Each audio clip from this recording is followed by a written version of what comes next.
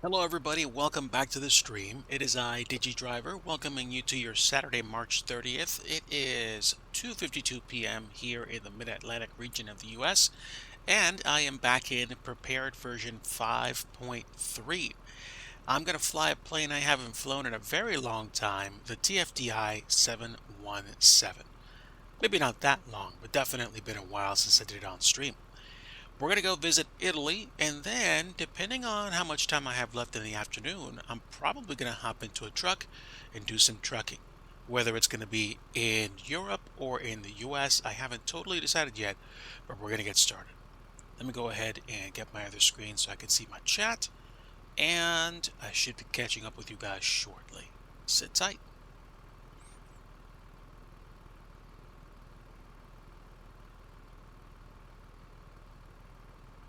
Okay, so just confirmed I have audio, which is good. I like audio. Let's jump into the sim and get going. All right, so we are back in the TFDI 717, and I've taken care of some of the startup stuff already. I've got trim set, I've got flight plan set, I've got some of the setup processes underway already. I didn't cross everything else off the list, so I'm going to go ahead and fire up GSX to give me an excuse to do some work. Let's go ahead and request catering, and we will take Iberia, New Rest. Let's go ahead and also make sure they have doors open. I think they go all the way up front, and I'm going to also request boarding. We are fueled, and we should be able to get going once everybody climbs on board.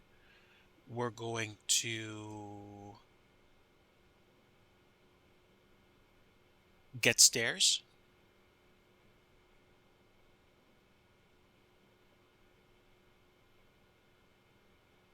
And then we should be able to get the passengers boarded. We're taking 106 passengers with us to Lima, India, Bravo, Charlie, to Crotone.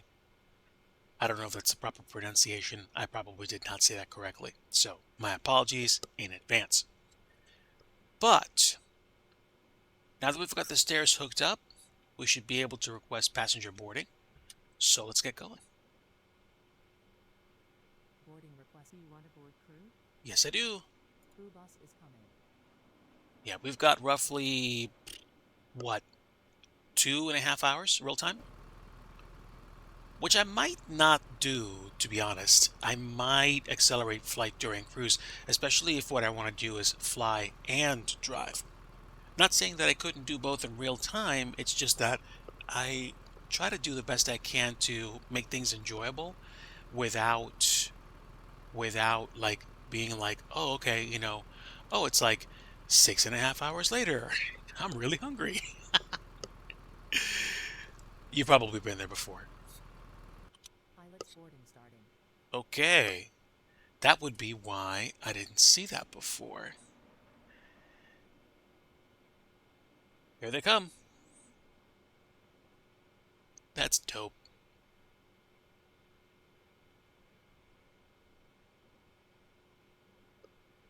All right, so pilots are coming in, and I think that truck's going to be going away shortly. We've also got crew, I believe. How many folks? Crew boarding Any? starting. There we go. Probably have at least 2 flight attendants, maybe more. Okay, that's right.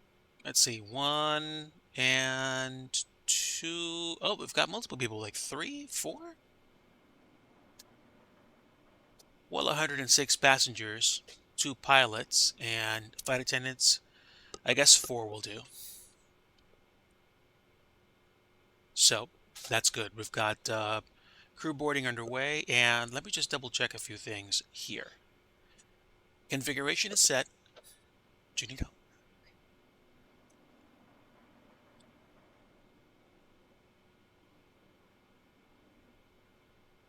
And we're doing takeoff flex to 80. What am I missing? Ah, let me close the galley door. Stand by. Passenger's bus is coming. Okay, the bus is coming with the passengers, which means I don't want to wait too much longer for them. Let's take a look at the departure just to see if there are any speed restrictions. I don't see. Oh, there are speed restrictions. I can't go faster than 230 until I complete that initial outward hook.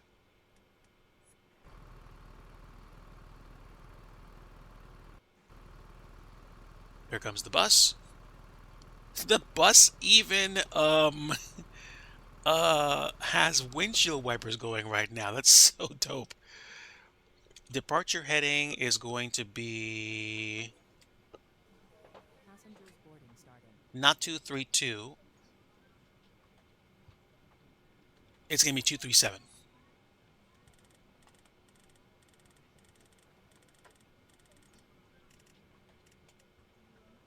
And initial climb. Do we have a restriction on initial climb? I don't know. So we have to stay at 250 knots until we leave flight level 120. And transition altitude is 6,000 feet.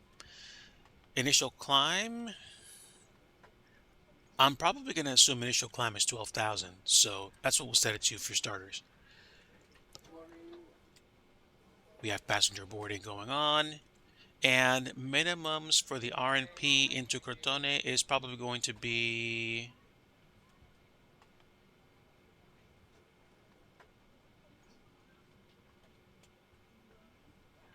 I'm going to say 1,110 feet.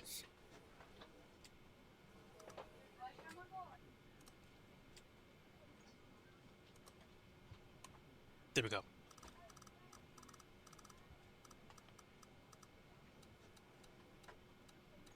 There we go. There, my minimum set. And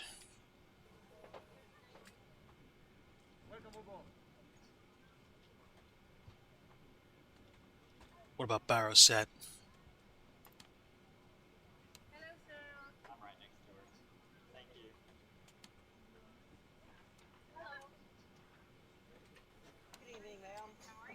I'm doing good. Can you tell that's one of my favorite readings? Hmm. Oh, QNH and QFE. I can't get units in hectopascals? Okay. Not worried about it then. Whatever. Show me the weather in Castellon. The QNH is 0995. Passenger's bus is coming. We've got another bus of passengers. Okay. 2 buses. Nice.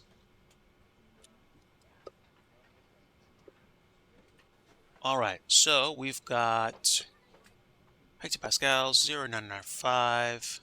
So it's 2938 on here, which means it's kind of low.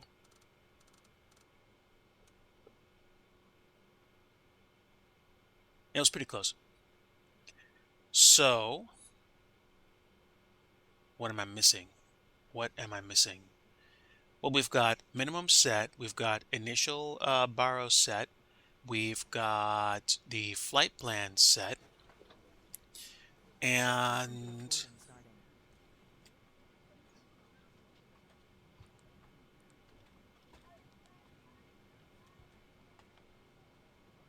I think I need to set my TRA. Monitor radar display. Go around. Wind shear ahead. Wind shear ahead. Wind shear ahead.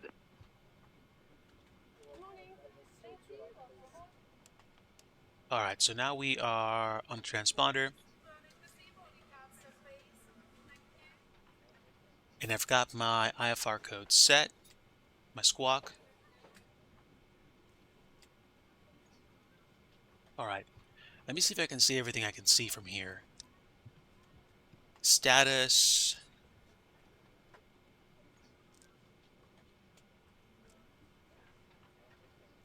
Engine. Hydraulics haven't set on yet. I will take care of them shortly.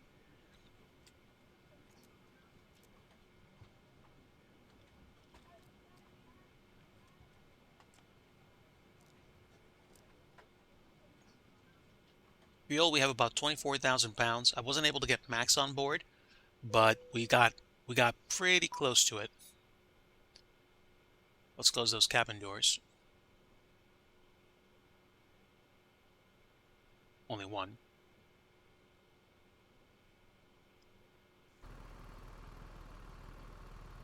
And now I think we have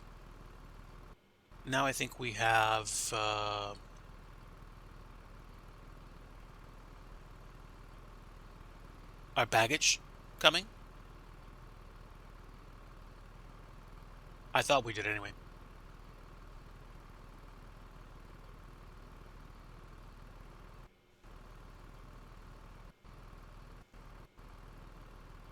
All right, good enough. And remember, Digi, you can test here, not here. Fire right engine. Fire right engine. Fire left engine. All right, so where are the faults displayed? There we go, right there.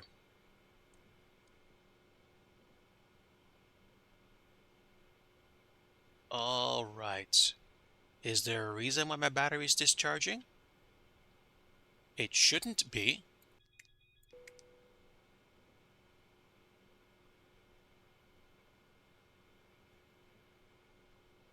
Okay. So the IRS should be aligned.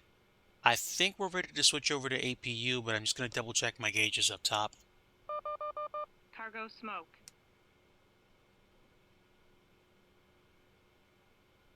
Ram air is off. Not ready to turn on the engines just yet. We have our emergency light armed. We should have it armed. Okay, now it's armed, because that's off and that's armed. Circuit breaker lights to bright and no smoking to auto. Seatbelts to auto.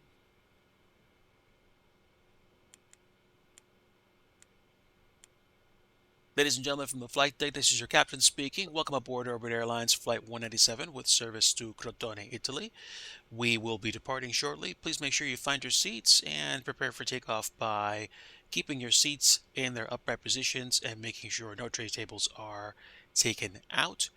We will be departing in just a few minutes as soon as we get ourselves sorted and ready for pushback. Flight attendants, please prepare the cabin for departure.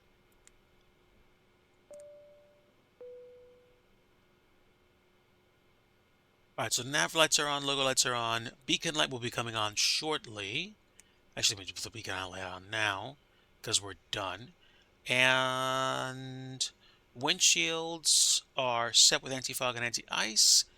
And now we can come back here. I'm going to put auxiliary and trans hydraulics on. That should be all we need. And now we should be able to start firing up the APU. So I'm going to put the APU air on. 2, 3. And oh, well, it would help if I had fuel pumps running. There we go.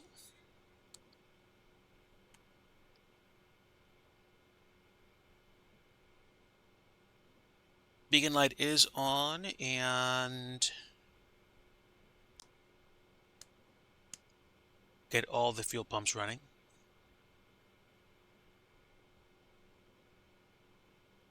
I should see APU lights come up here.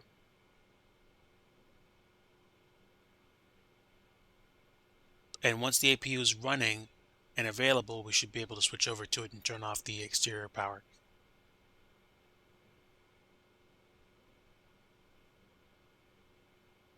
Isolation valve is currently open. And do I set my... Okay, that is automatic. Got it. So I'm not going to touch it. That's manual. That's not manual. And we have our, I think we said our cruise level is 390, and it should be able to pressurize for me without problem.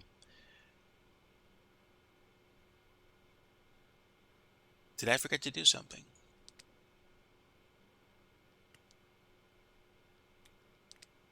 Okay, reset's just a toggle.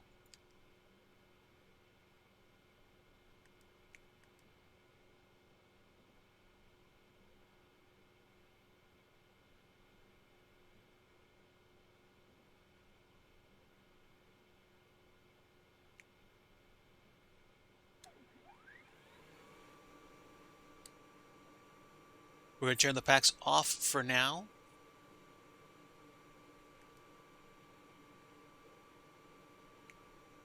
APU is now on. We're running on APU, which means we can shut off external power, and I should be able to get the ground power unit to go away and get the ground air unit to go away. I think we're done loading.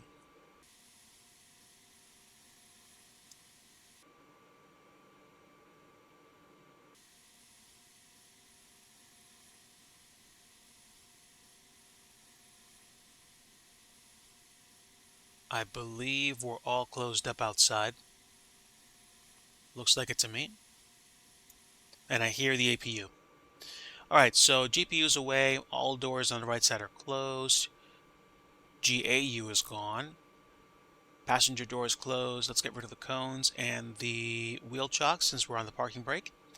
And now we should be going. So, with the APU on, we can probably turn electric power for ground services off. And I think we are good upstairs. No fuses are out. Not that I think they actually respond. But now we should be good, which means I'm going to turn the dome light off and the storm light off. And now that we're running on APU, we are using fuel, which means we should be able to push back and get going. What are my center tanks? Where's my fuel?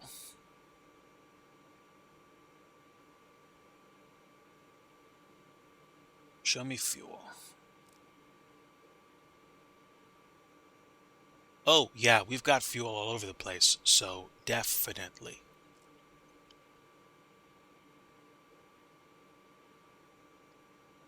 Okay.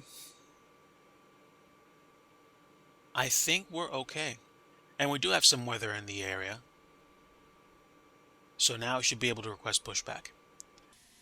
We're going to push back, tail, let's see, tail to the south, southwest. So tail left, nose right. And then we'll go out the, oh, can't go that way. Huh. IRL, I think there's a bit of the taxiway that's been added, but here we're just going to go ahead and back taxi the length of the runway and take off 24. Which means we are facing, yeah, we're facing that way. All right, deboarding no longer available. Boarding completed. Let's prepare for pushback.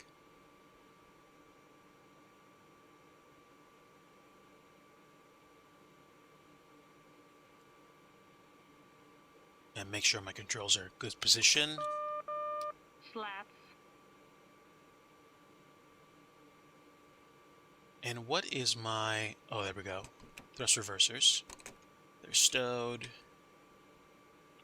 We should be good.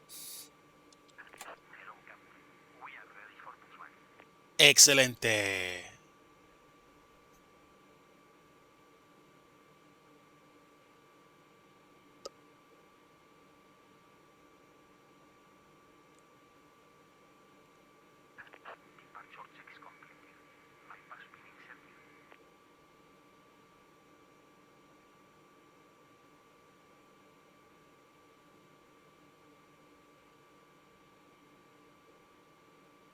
Here comes the pushback truck now.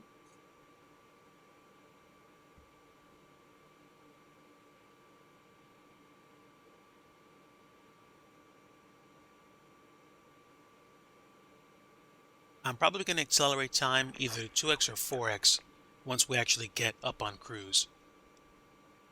We will go nose right, tail left.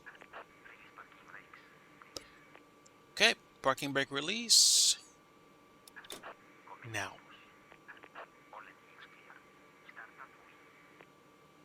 All right, so timer's down here. And let's go up top. I forgot at least part of this, so I'm probably going to meme myself here. Ignition on, starter pump on, aft pumps are on, packs are off, isolation valve is open.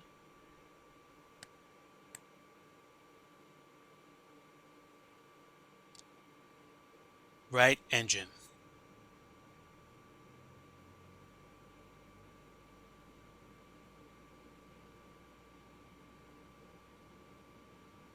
I suspect 20 something is going to be a good starter for N2.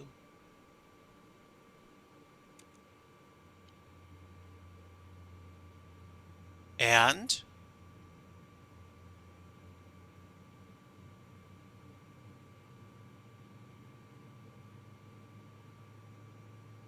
I was right.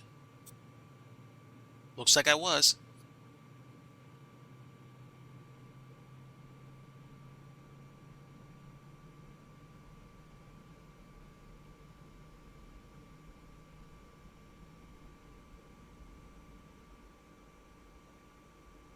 Okay, now turning on the left engine is a little trickier because I think I need the isolation valve either closed or open. Let's try closed. Parking brakes set.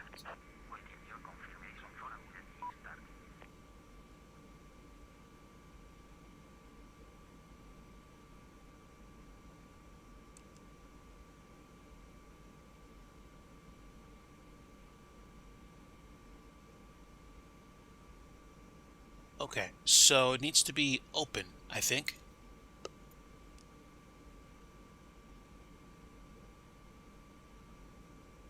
All the pumps are on.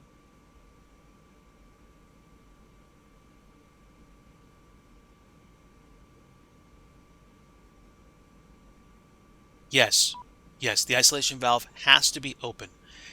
I think the trick was it could be closed for the right engine start, but it had to be open for the left engine start. That's that little interesting 717-ish thing that I kind of like.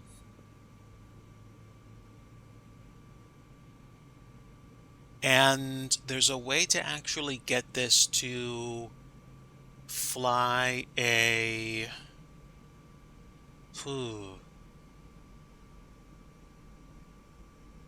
fly VNAV or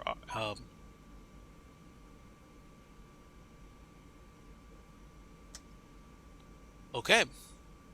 I just heard a click, which means both engines are running. We turn the packs back on. Bleeds are running. Isolation valves auto. Cockpit to ground. We have a good engine start. You can disconnect.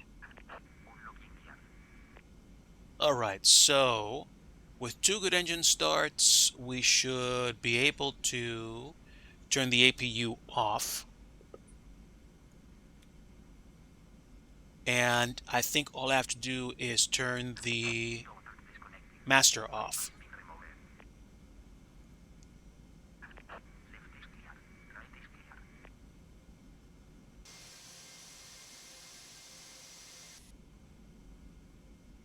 All right, there's our friend. There goes the pushback truck.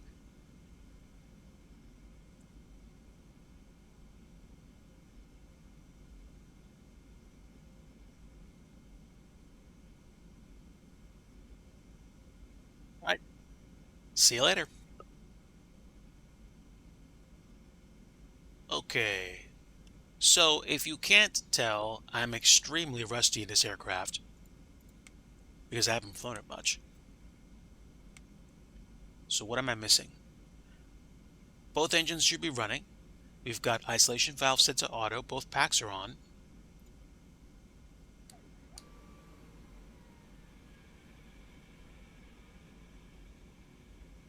And air should be off at this point for the APU. APU is off anyway. All right. So let's get the... Does this have taxi lights?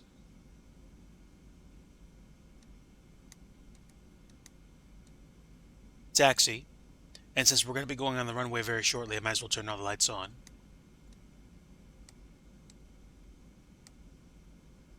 All right.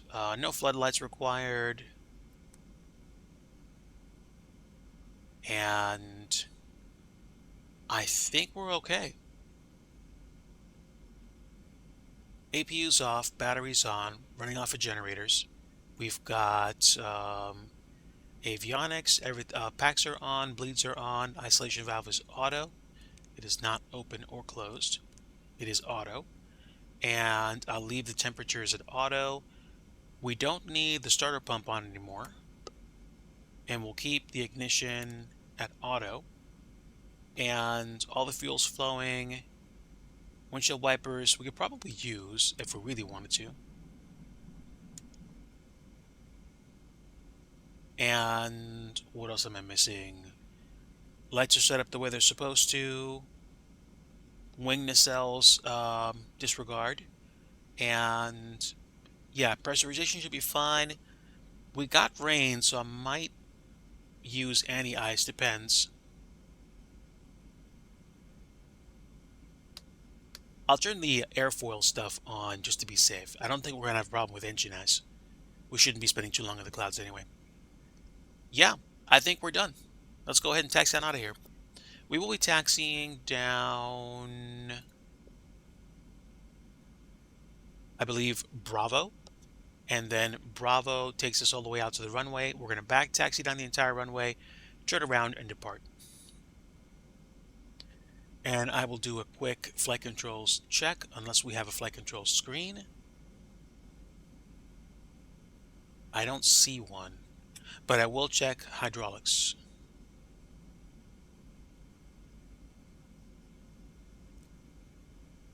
Hydraulics are fully on. All right, so quick check. Full left, full right, full forward and full back. Full left and full right rudder deflection.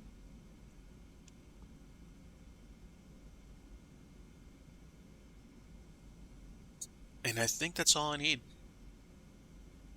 Can you actually use the oxygen mask? Huh. Theoretically, I guess you could.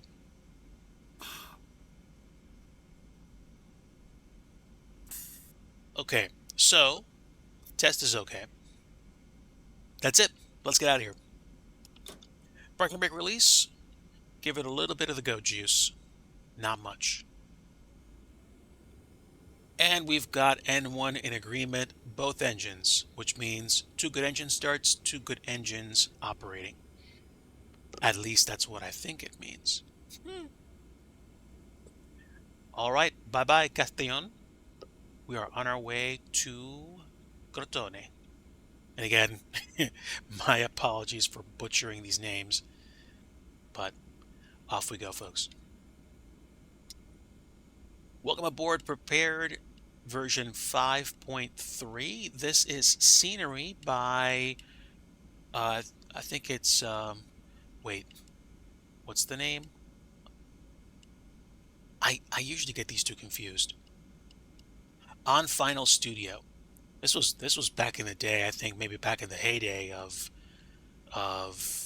P3D. That taxiway I think has been built out. It is taxiway Mike, but it doesn't go all the way down to the end of the runway. It only takes you about halfway.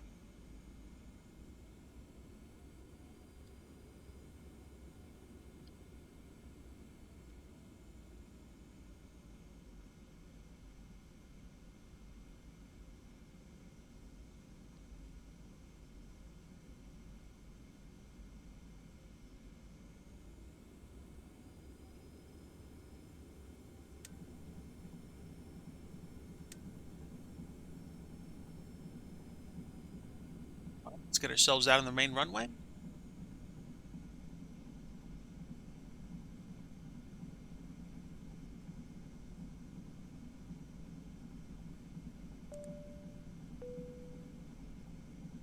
Flight attendants, please be seated for departure.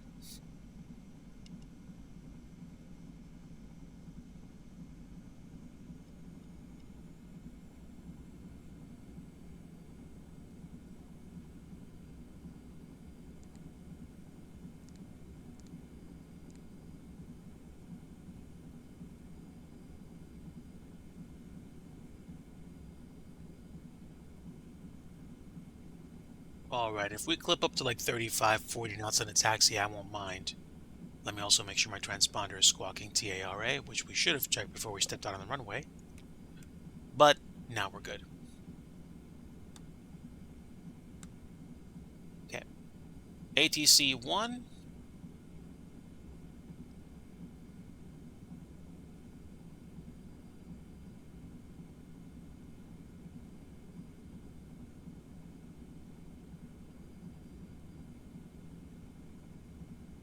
I see the nav button.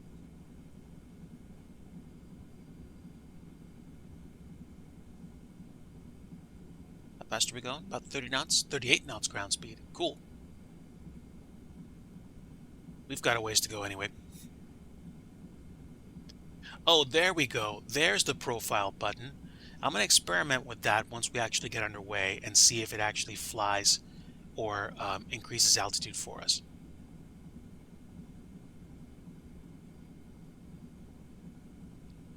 Slight scenery problem, disregard.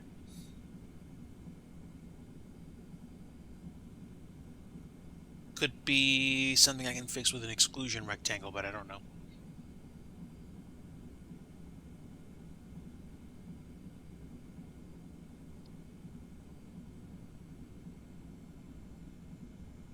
Yeah, you know you're going fast when the chase plane camera starts to rock a little.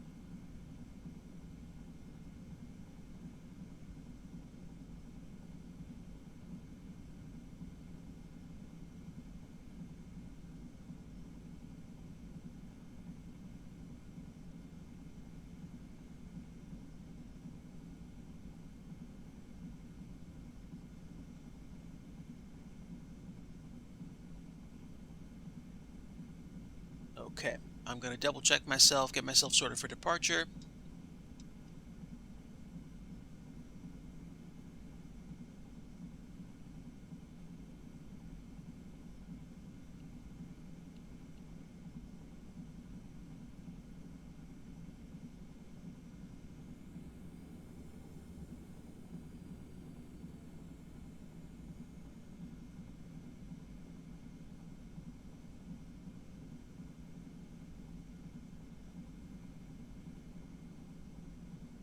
Right, good enough. Let me just make sure my emergency power isn't running. It's armed. It shouldn't be on, though.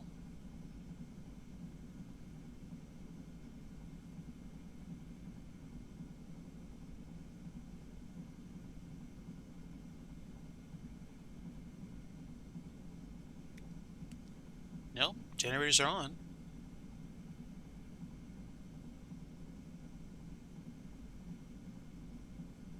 That's a little weird. Let me just double check something. Okay, so emergency power isn't on. Battery's charging. Good. That's what I like to hear.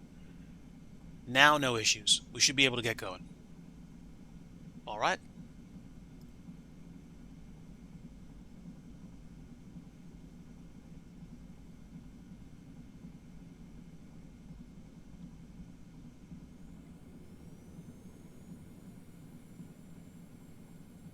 And an agreement?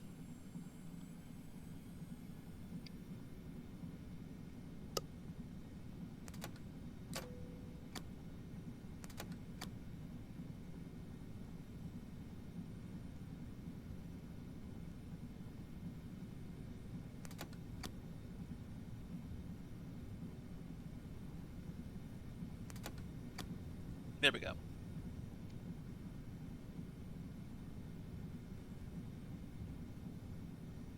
Good enough. Little bit to the right.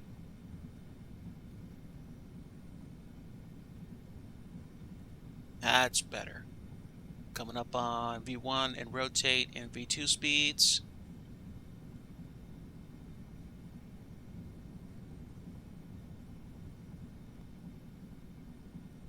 There we go. Use the whole runway, right?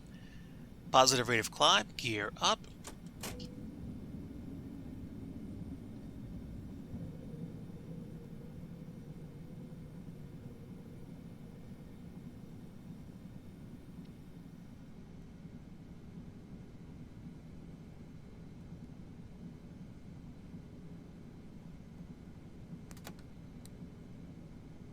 Flaps going up. Slats are still up. Out, I should say.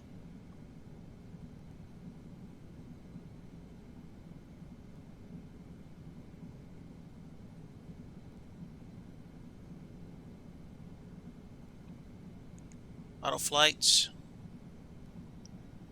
And let's hit the profile button. Stabilizer motion. Oh, that's for sure. Okay, so I hit autopilot and profile. I think that's everything I need.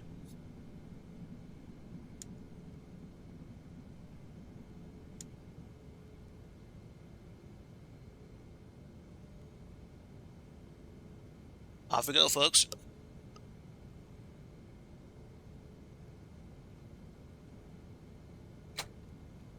So, spoilers disarmed.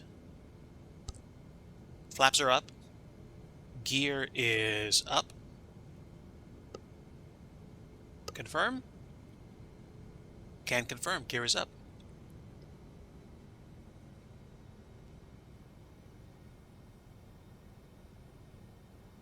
Lots of views on this thing.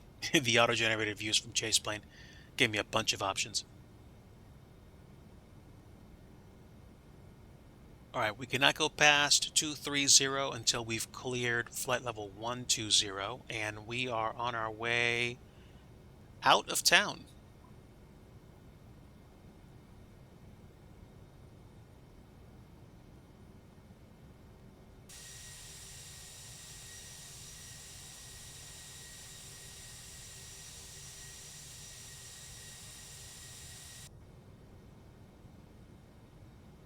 Alright, what's the weather like right now? It is 9. We don't have any precip in the clouds right now, which is kind of weird. But we have the anti-ice on just in case.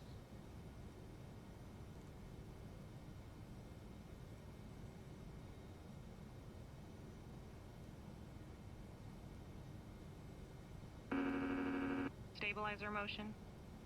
Okay, looks like I was supposed to hit the nav button. That's okay. We'll get turned around. I'm not on VATSIM or IVAO, so I'm not worried about messing up. The nav button is spinning me around though, Stabilizer motion. which is good.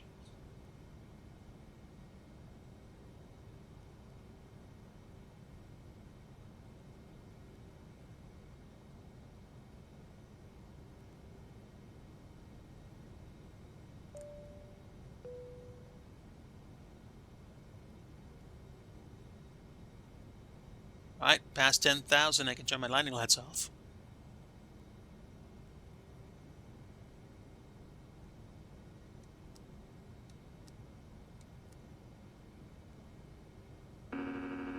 Stabilizer motion. Altitude. Coming up on 12,000 feet.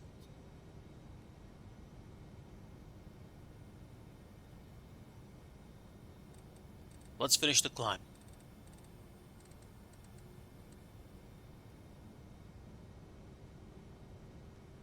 Oh, I chose 330 for the flight.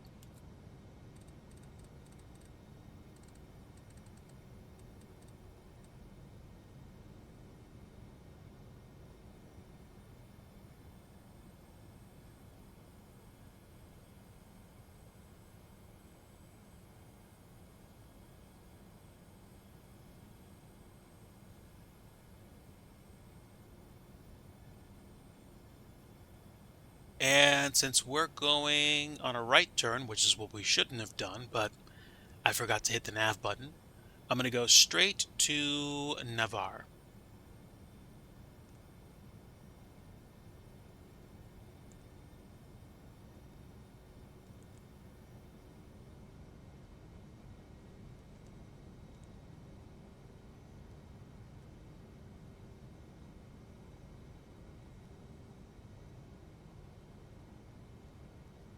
Okay, so now we are headed direct Navarre. Okay. Considering I haven't flown this plane in a very long time, I'm happy.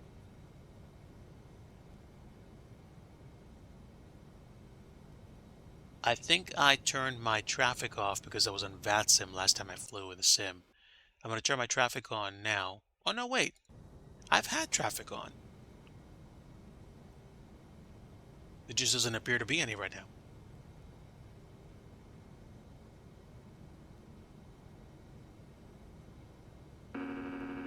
Stabilizer motion. Lots of clouds in the area, that's fine. Where are we? Okay, we should be overflying the airport. Not the preferred exit method. But it's also nice that the plane actually respected the airspeed restrictions on a SID on the departure to 12,000 feet. So at least we're going now.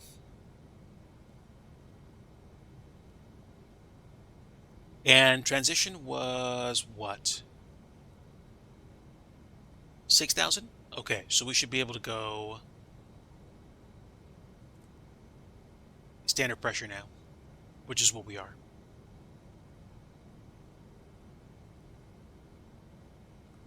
There we go. There's the button for switching between hectopascals and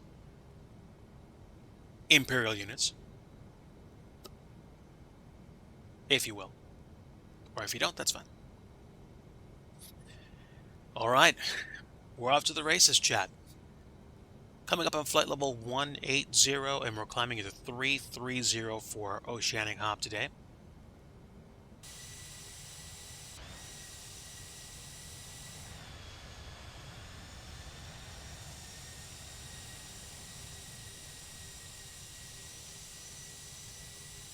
There's the airport. Nice.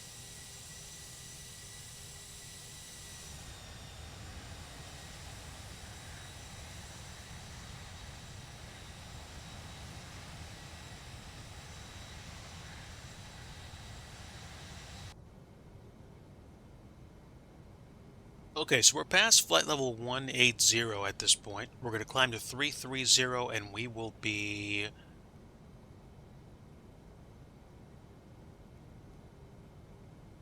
going places.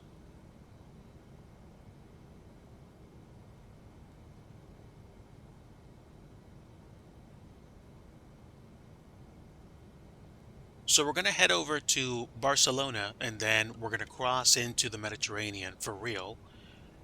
And the next plot of land that we're going to see is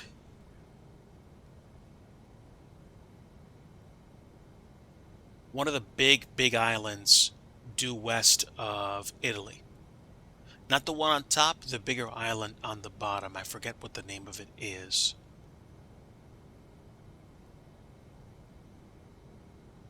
So now we are pretty much done with the departure. Let me increase my sim rate to 2x, which is probably going to be fine considering we're not going to be seeing much of any scenery for a while. Even 4x might work. 4x will make the 2.5 or 3 hour trip go by 4 times as fast, so a little less than 90 minutes. But that's fine.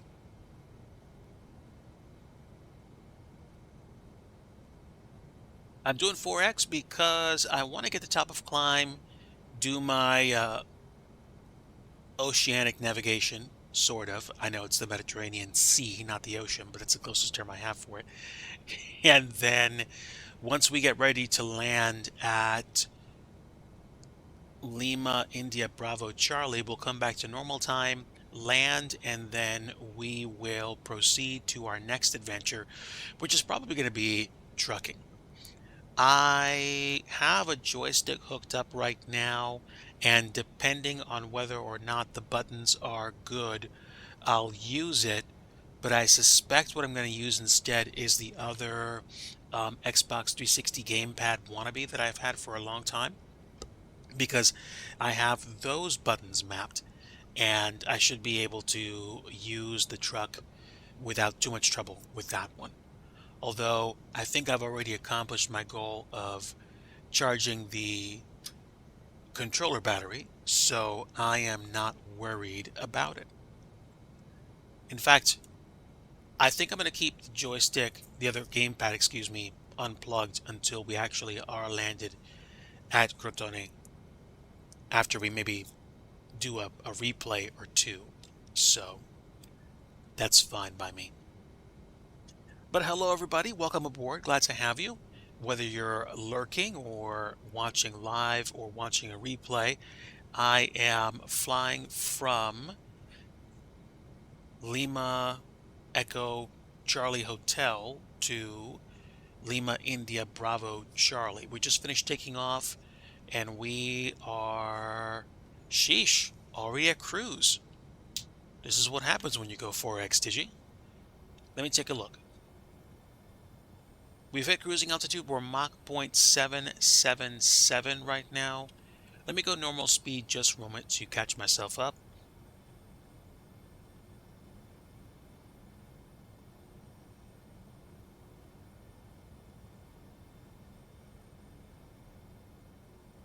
Up there, right? Right about there.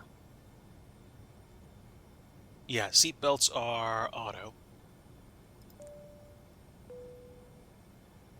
Ladies and gentlemen, from the flight deck, we've reached our cruising altitude of 33,000 feet. Our flight attendants will be coming around the cabin to make sure your needs are met and probably to present you with a collection of refreshments and beverages of choice. Feel free to sit back and relax at this point, and we'll try to make your ride as smooth as possible.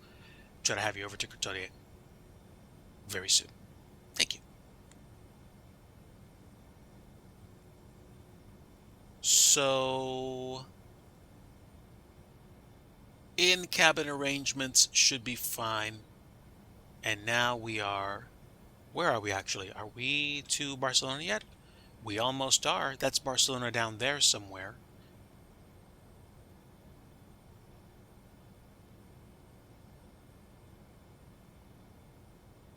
That's fine. Actually, hold on. Is this aligned?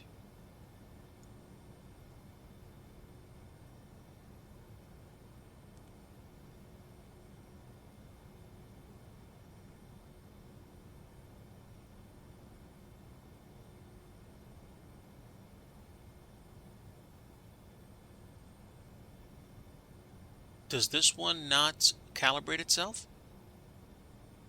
That's really weird. Huh.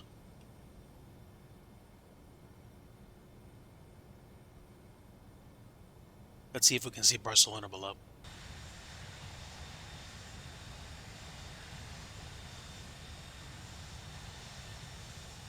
Oh yeah. It's mostly cloudy there today.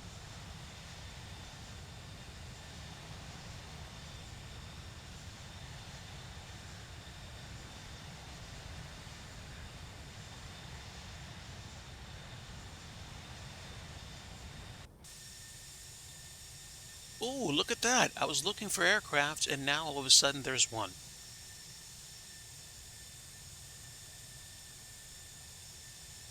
Way, way, way up there. Ryanair.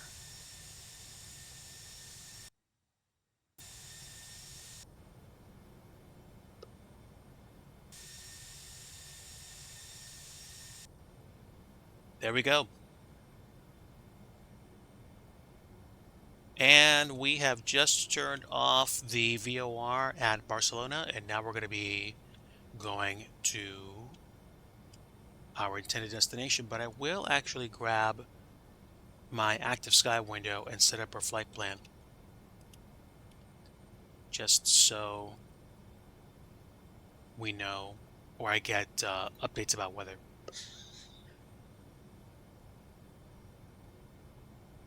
So, Barcelona, weather is transitioning to winds 200 at 11. This is surface winds, I believe. Visibility 10, clouds few at 1800.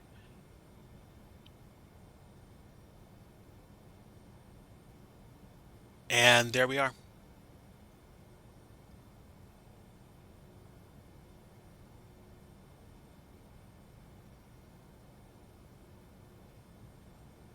All right, double speed should make it about an hour and change.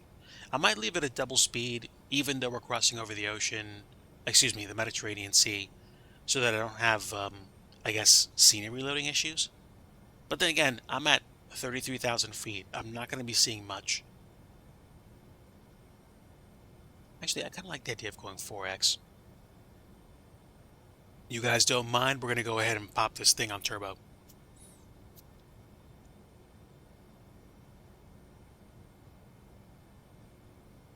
There we are. So, I mean, something like a solid C plus for my performance on departure out of Castellon. So, I'm okay with that. I strive to get better, but we were able to actually start the plane up. I didn't actually mess up the engines or discharge, flame retardant into either one of them. And we are well on our way to Lima, India, Bravo, Charlie.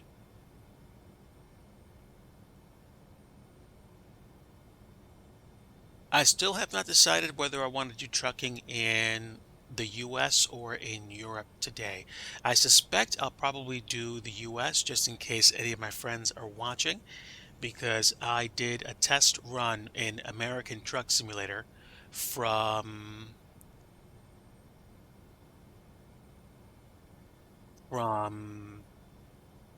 Vegas to Flagstaff, and it works. It works nicely. I'm low on space on my main drive, so I opted to install it on my plate drive. And other than taking a longer period of time, honestly, it works. It works.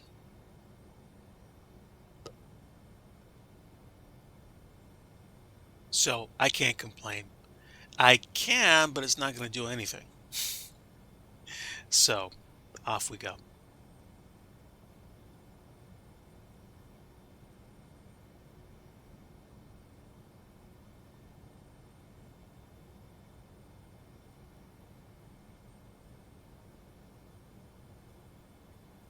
Looks like we got a little bit of turbulence.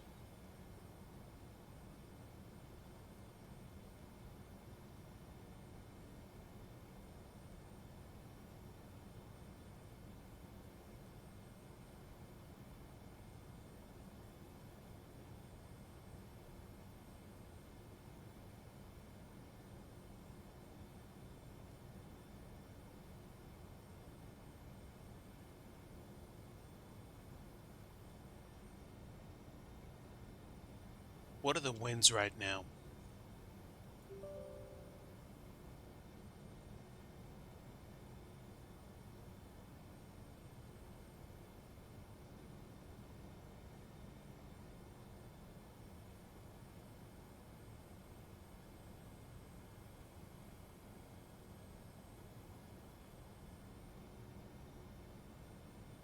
Going to Europe. Here we are.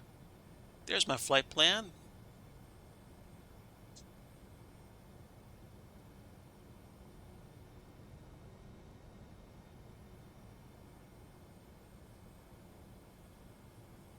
Does it show me?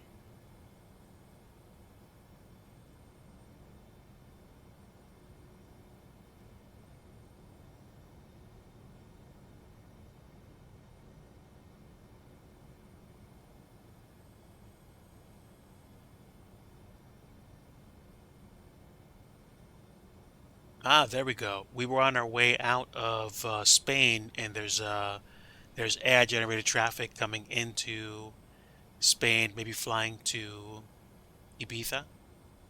So that's cool.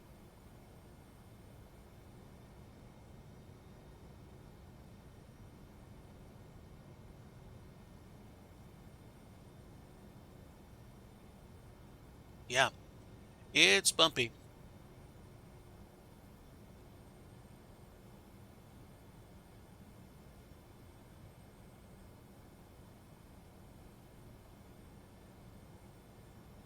Let me see. Can I increase my range?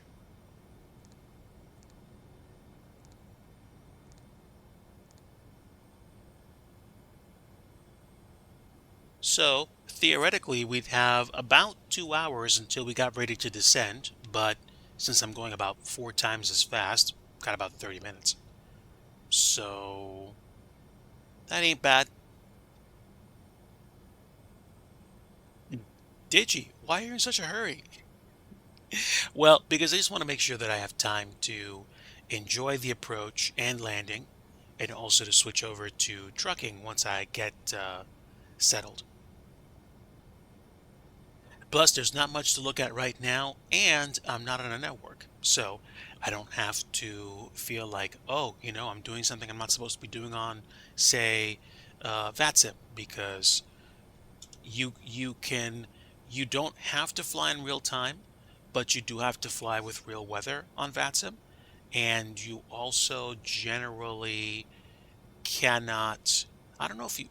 I don't know if it's not allowed to fly with time acceleration, but I mean, that's going to naturally affect your airspeed and your relationship to all the traffic around you. So, while I'm assuming you might be able to request time acceleration, especially if you're going to be doing something like maybe, flying from San Francisco to Frankfurt, I think that's still subject to the whims of, not the whims, but basically subject to the decision of the controllers.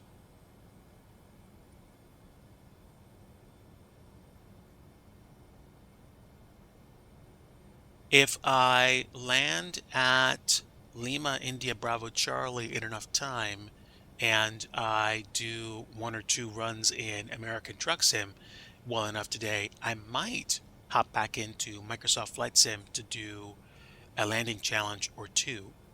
It depends. We'll see. But so far, so good.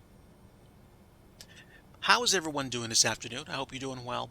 I am enjoying a brief respite this afternoon.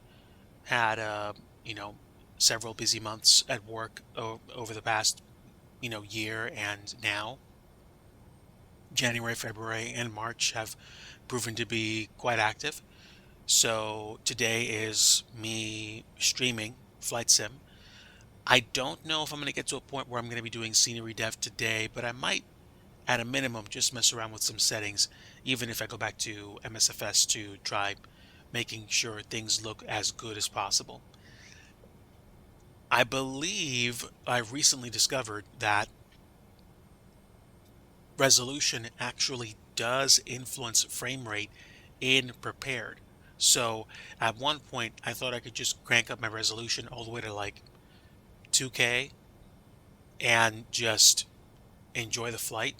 And yes, depending on my graphics settings, that's fine. But at the same time, it does impact my frames. So I'm streaming right now at 1920 by 1080 resolution, and I am actually streaming now at 1080p. So what's cool is that I can actually, I'm going to go back to 2x so I can transition and get scene reloading. What's cool is that I can actually stream this well enough so that you guys don't have a downscale resolution.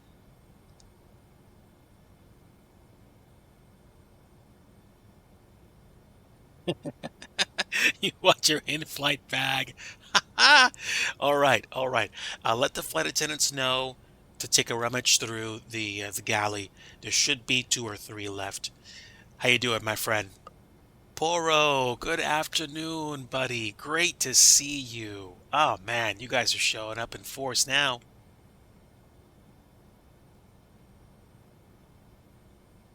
Hello, Eric. You as well? Nice. Okay, we've got center pumps that need to be shut off because I've gone through the fuel. Standby. I'm flying the Boeing 717. This is actually I think the McDonnell Douglas 95, but essentially it's a Boeing now. Miss you too, Coffee. The puddle jumper, we're in the 717. Take a look.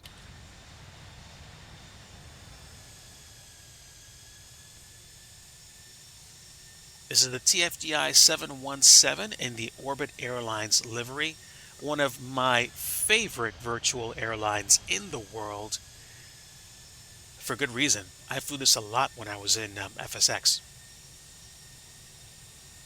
Mm-hmm. Absolutely. You better believe it. Good old Orbit. That's right. Let me take a look out the side here, see if I can see any scenery below.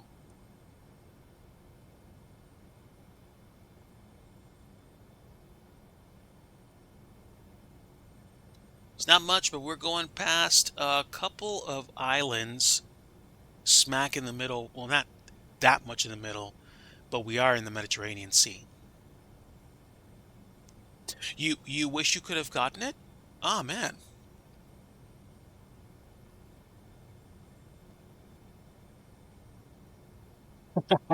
Be the change you want to see. Oh man. That inspires me to be a better developer. Thank you.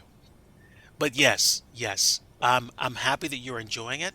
If you folks are not aware, Coffee Cup Arcade is a great friend of the channel and a big time advocate of what he and I could probably coin as classic gaming. Mind you, let me make this clear. I do not care if people like to play with newer consoles. You do you. I'll fully support that.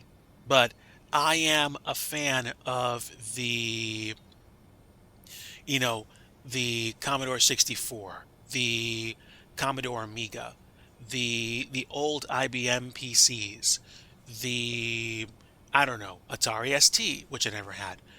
And the games that were made back then, yes, it is an interesting way to say it. I mean, we did grow up with that, and indeed, it was an actual thing. It's been a while, so the classic designation to me is both a kind of way of being endearing and giving it a badge of honor. It's the old guard of gaming. Back in the day, original hardware was the bee's knees, and you could play games that were fun, engaging, that you could share with people locally. Like if you had multiple controllers, without getting too into the weeds with a whole bunch of, you know, graphical features or prowess. Not saying that that wouldn't have been a good thing, but sometimes I feel the limitations of those platforms forced developers to think creatively to solve problems, to port titles to platforms like the Commodore 64. And there are still people that make video games for those original hardware consoles. Now, with us in Windows PC land, the specification of a Windows computer has more or less not moved too much, but the hardware that's used to power these platforms has shifted enough for us to be able to keep getting better and faster and more powerful. That largely hasn't happened to original hardware. People have just learned to make better and more optimized games and probably power the hardware with different engines, like for example running a ZX Spectrum with a Raspberry Pi Zero.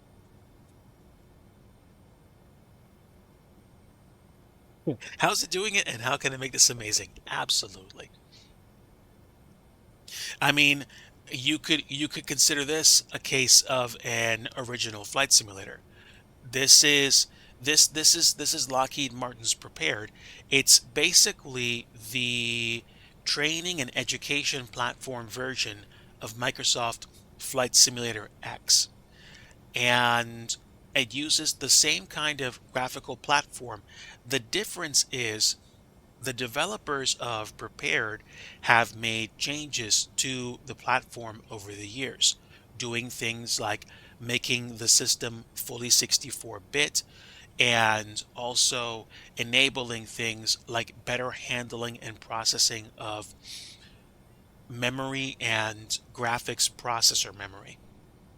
So, this is the thing that Flight Simulator X could have been had it stayed looking the way it did for a while. But what happened was, I think about 7 years after Flight Simulator X released, the Aces studio shut down, and that kind of went radio silent for about 4 or 5 years. And what wound up happening was this company called Dovetail Games came along, borrowed the entertainment license for Microsoft Flight Simulator X, and re-released it on Steam. That's when I got my hands on a copy of the sim. I picked it up one day for like $5. Easiest $5 I spent in terms of value. And it was great. And then what happened was I flew it for another easily 5 years. And eventually I moved over to X-Plane and then I went back to MSFS when it came out. The issue is that MSFS didn't actually come out until roughly, well, it wasn't even in development until about maybe 2014, but just nobody knew about it. Either 2014 or 2017 or something like that. I think it was 2013 or 2014 because they were working on it quietly. 320K and above memory do not work on the 400. Well, that kind of sucks if that's what's supposed to happen. Sorry to hear that, Coffee.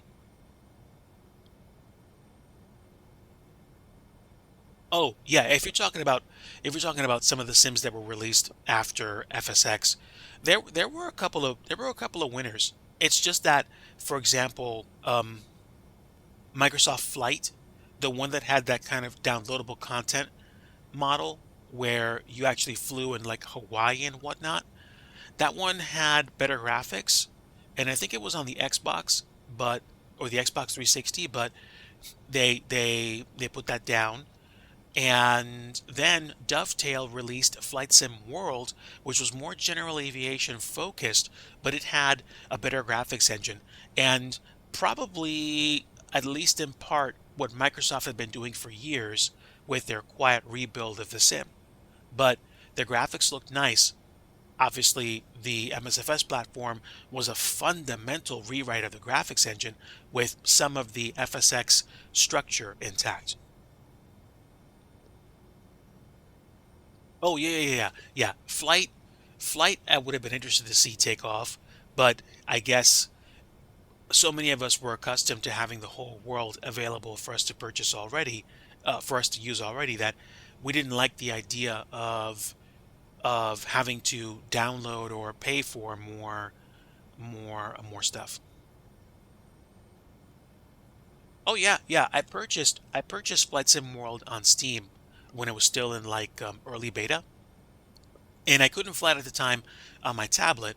So eventually, when I got my first and second PC rigs, I was able to use it. The graphics in Flight Sim World were kinda good.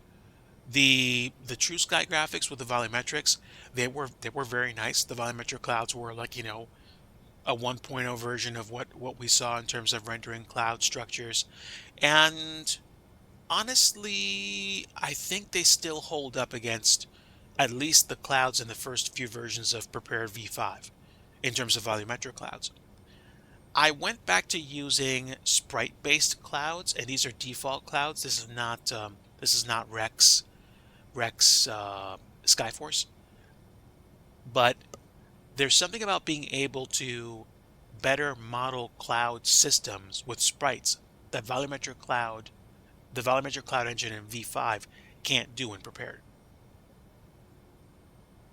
The ones been compatible with 400, 800 XL, 5200, 130 XE.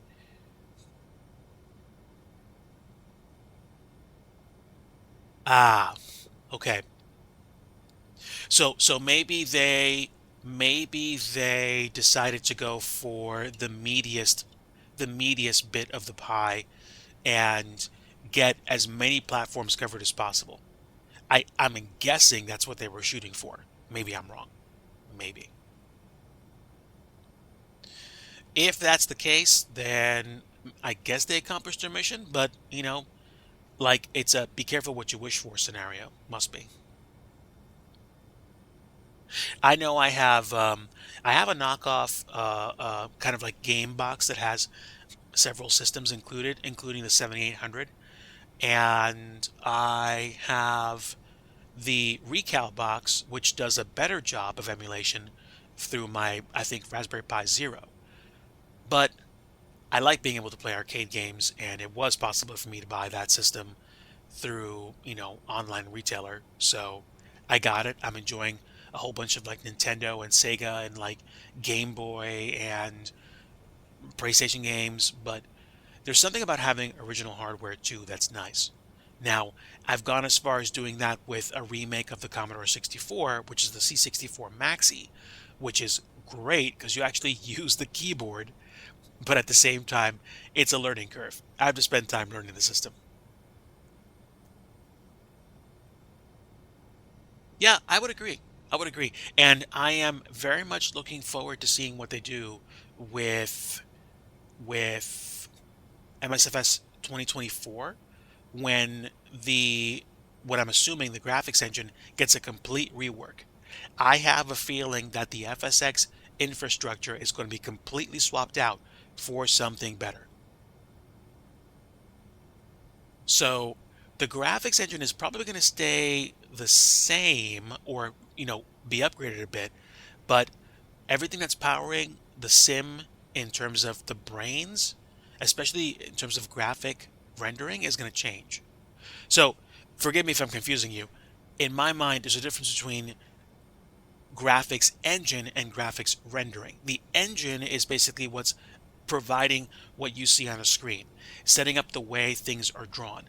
The rendering is us talking about the specific technology that's being used to build everything. And once we move away from the way that FSX rendered things, I have a feeling even things like synthetic scenery will get an upgrade. Hopefully the ecosystem will be way more amenable to allowing folks to get all the info they need. Because I know PMDG had a bit of an issue getting all the information they needed to be able to make the 737 work the way it did.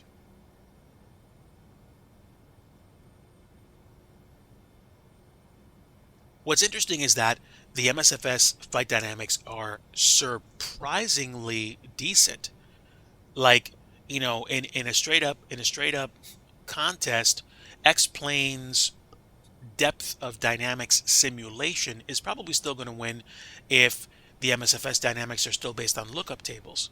But I wonder if they're going to change their tune if FS 2024 is going to be different because it's not going to use lookup tables anymore. I hope that's the case.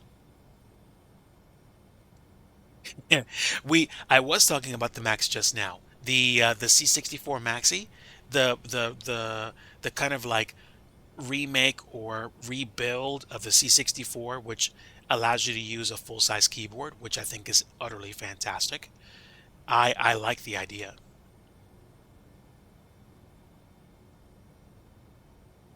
Okay, now I'm going to take a break from the conversation and make sure I'm set for arrival. I need to be at 3,500 feet by Fanjo, so I'm probably going to set that up now so that when I hit the profile button, if I have to, I'll be set. Oh, the 737 Max.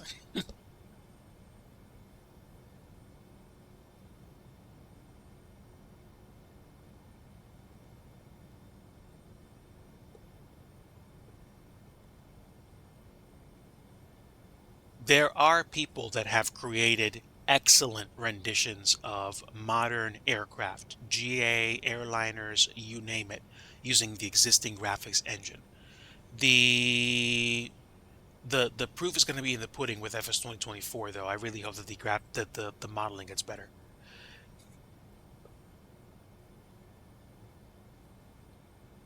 I'm sorry. What? Oh, $400. Oh man. I think I picked mine up in 2021 sometime. I had some money and I was already tracking the C64 Mini. So when the Maxi came out, I picked one up for an amount that was significantly less than that. So I'm happy I have one. I use it, I enjoy it, and I guess I guess theoretically what you're saying is if I need to pay my bills and I know I can sell that for more money than I paid for it, I can do that. I'm probably not going to do that because I'm not at that point where, I'm at a place where I have to go like, okay, I'm gonna have to stop streaming, I have to stop doing a whole bunch of stuff. Times are rough for everybody, but it's nice to know. It's nice to know that it's gained a lot of value. I do not like that it's gained value maybe excessively because of people potentially gouging. I hope that's not the case. Let me see this.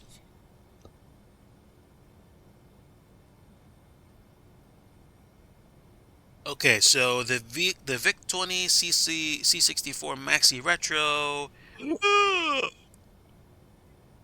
Oh my word. Yikes. Man. Okay, okay. So I am assuming, at least in part, that it is a slightly different one. I just got one when it was called the C64 Maxi. So, um, it got a firmware update that I think you told me about. And when I got the firmware update, I got some extra games that came with it as well, like with the build. So I guess it's now called the VIC 20 C64 Maxi. But wow, appreciating higher than an Apple device. Whoo wee. That's nutty.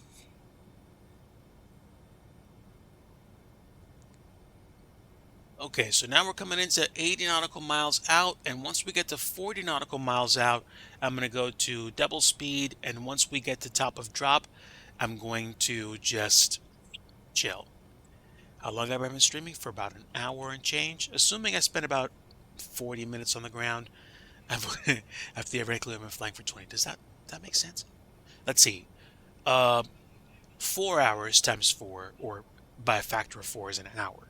So 2 hours is half an hour. So yeah, about 45 minutes at 4x speed. I get it.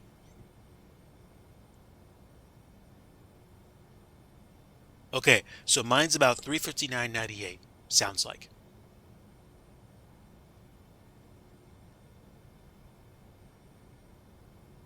Okay, so let's get ready for descent. 20 nautical miles.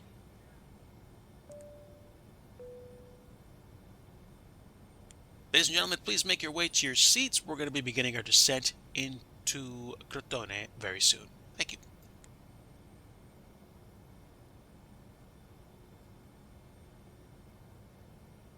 Okay, now hopefully what happens is with profile mode turned on, we should begin our descent without me pushing any buttons. It, I'm sorry, what? What? Um,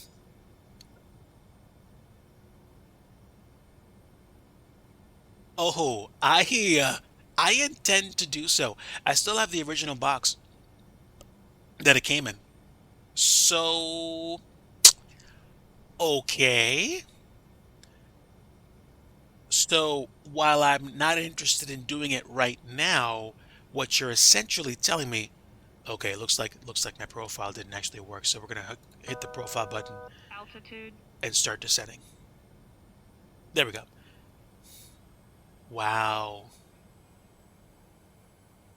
So I could literally take that whole thing, put it on eBay, sell it, get anywhere from $800 to $900, and build a separate PC to use for streaming or for whatever.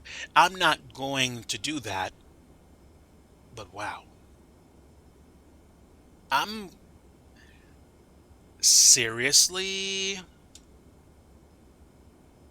Lord. Wow.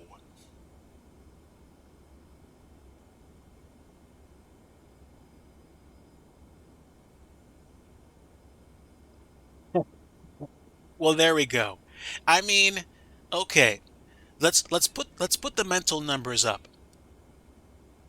You could buy a mini PC with specs decent enough for you to do everything you needed to do in real life, you know, office work, browsing, watching 4K video,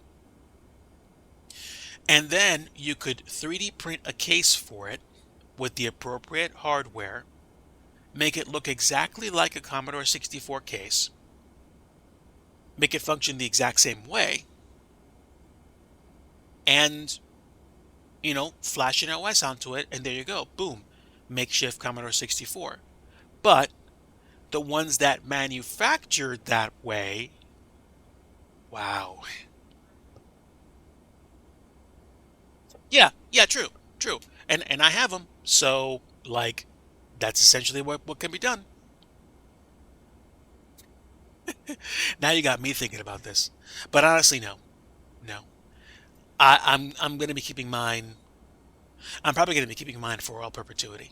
The only reason I'd probably get rid of it would be is if I got to a point where it became quite obvious that I did not need to own it anymore because I either had incredibly versatile computing, like a Raspberry Pi 5, which I don't have right now, or because we just got tired of it, which I highly doubt because that computer meant a lot to my wife.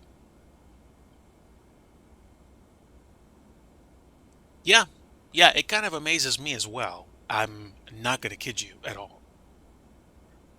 We left flight level 330 probably some seconds ago, and we are well on our way down to. Why are we descending so fast? Let me take a look at the arrival chat. Hold on.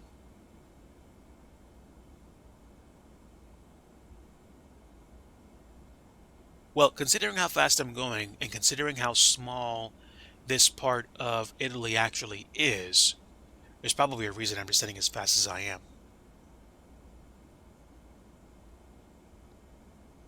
What's going on, Copy? What's going on? You sound like you found something out. Pymega. Pymega 4, 405 Intel released today. You downloaded it and you've seen it in action.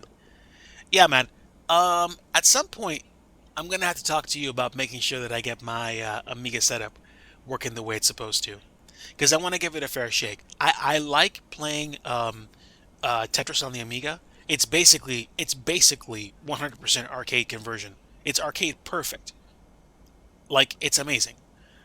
But I think I'd like to do that to be able to play it on my recal box.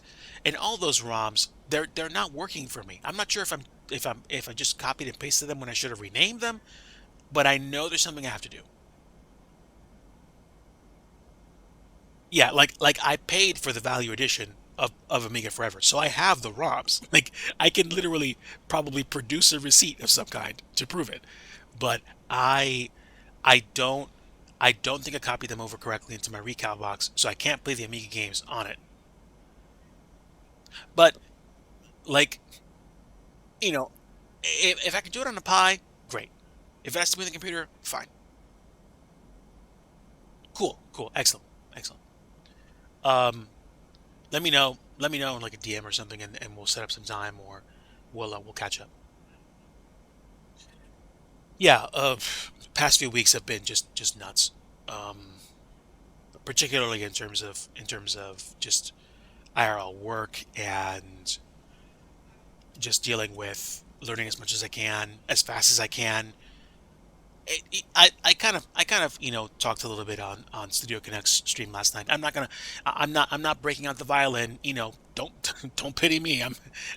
I picked this as a software development career, but you know timing things right now has become a challenge. Excellent, excellent.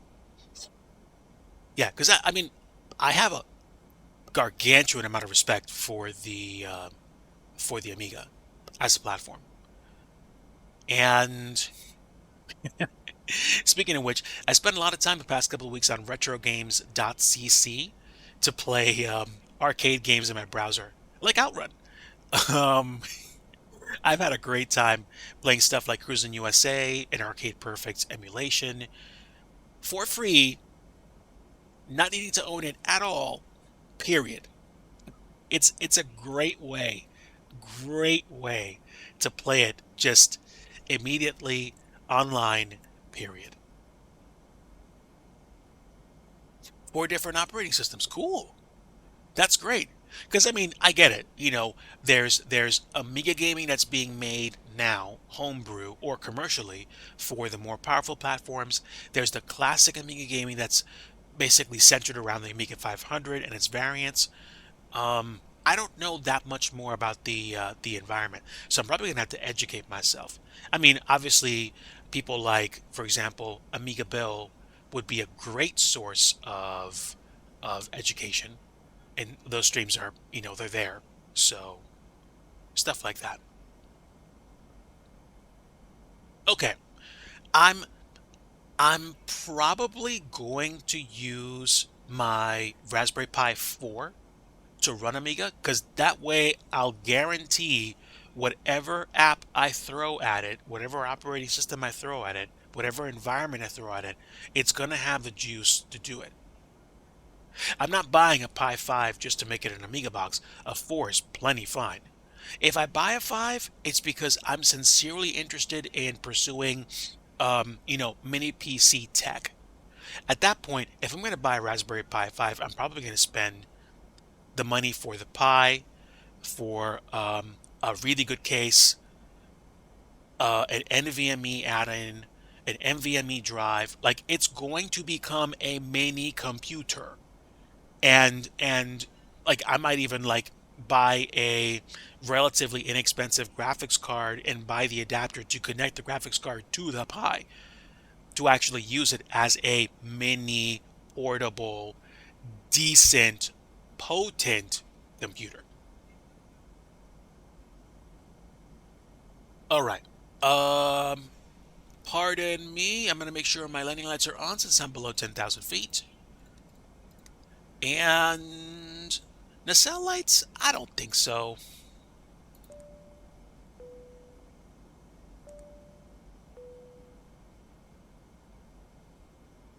AGS also. Mm-hmm. That's fantastic. All right, folks, we are coming into Italy now, and we are in the final phase of our approach. So just make sure you guys are in your seats, fastened, Seats upright, tray table stowed.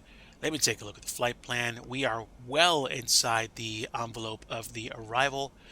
And once we get past these mountains, we're going to be hooking in over the ocean and coming in on the RNAV 17 approach. The RNAV, I have kind of like an operational top of 3,500 feet, and we're going to need to be on the ball by Bravo Charlie 504, which is the last waypoint before we actually descend, at 2,000 feet. So 3,500 is where I think Banjo needs me to be at, and then we're going to adjust our altitude more. Honestly, sometimes P3D still has it.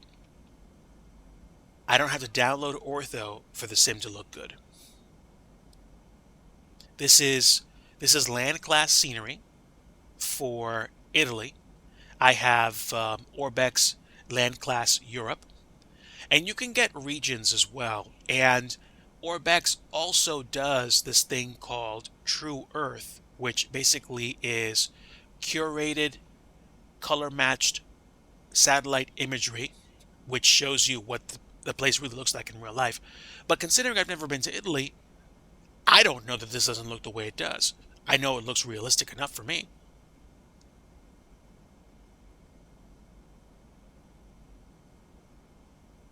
Cyberpunk.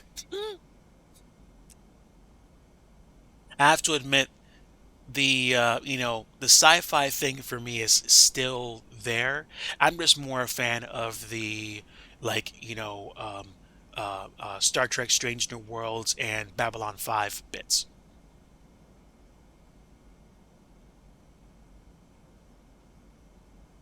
I have so far dodged the bullets of Star Citizen and Starfield and No Man's Sky. I mean, essentially, this is like my space sim, but I can explore all of Earth and only Earth. So I'm happy with what I see here. And it does look nice, honestly. All right, so what are we looking at here? I don't I don't know what's going on.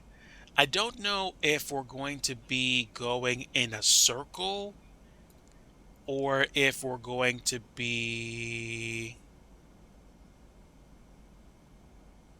going in a circle and then going into the approach. So I'm probably going to go direct to, I think, IROX. We'll see. We'll see. I've got some time. I'm not worried about being over time just yet. We've only been streaming now for about, an hour and a half.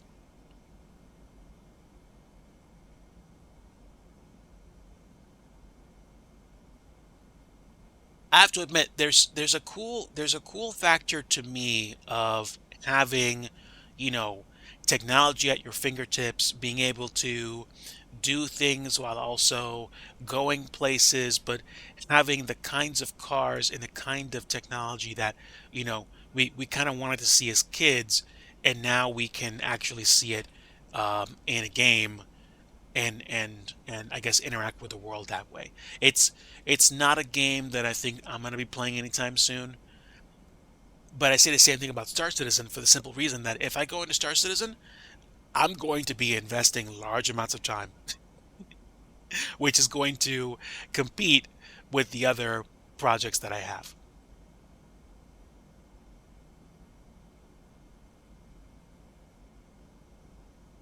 That's a narrative that I've heard in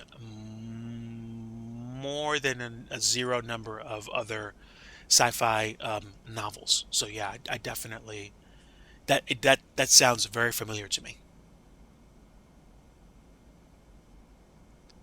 Scenery is looking really good. Let me see outside for a bit.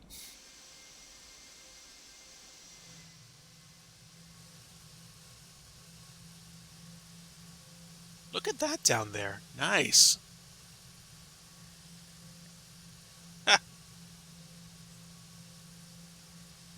I don't have HD buildings, but it does look like there's different land class data for buildings in different regions of the world. I'm happy. And I think that's the airport down there.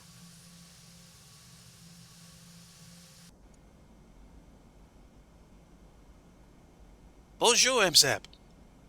Ah, ça va, ça va, ça va. Et toi?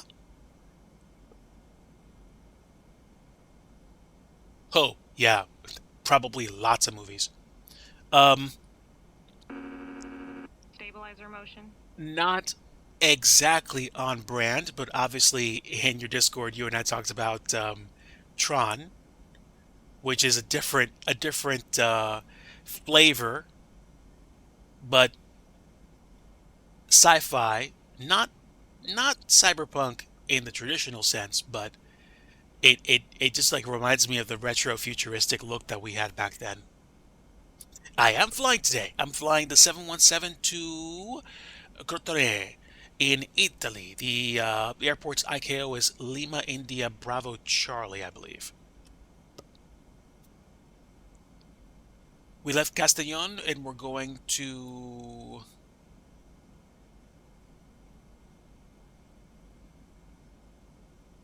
Grottaglie. Actually, no, we're going to Crotone. Grottaglie is the alternate, but I'm not, I'm not doing alternates right now. Unless, of course, it gets really bad out. It got really foggy. What in the world? Altitude. This just became an half-hour flight. Wow. 248 hours, dude. That's commitment. Okay, so now we're at 3,500 feet and we are slowing down. We're slowing down because what? Because we're in approach speed? Hmm.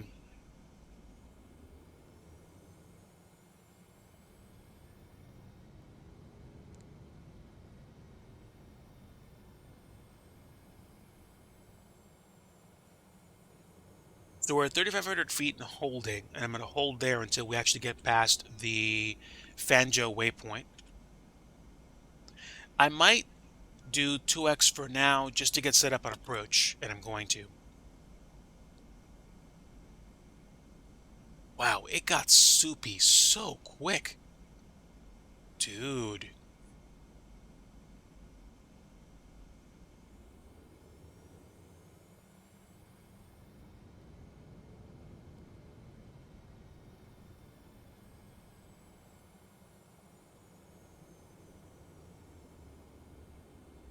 God bless you. One of my cats sneezed. All right, so 2x speed just to get set up on the approach, and I think we should be fine in a bit. 2,300 hours in No Man's Sky. So No Man's Sky is basically your Microsoft Flight Simulator. What I had about somewhere between 1,600 to 2,000 hours or so for the sim, for FSX anyway.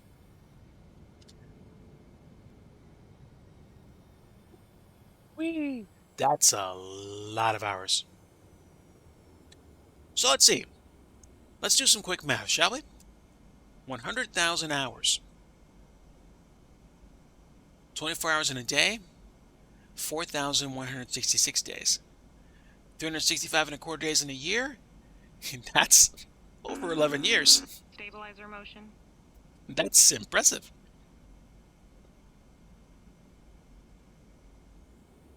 Flying in Europe with Studio Stabilizer Canuck motion. tomorrow.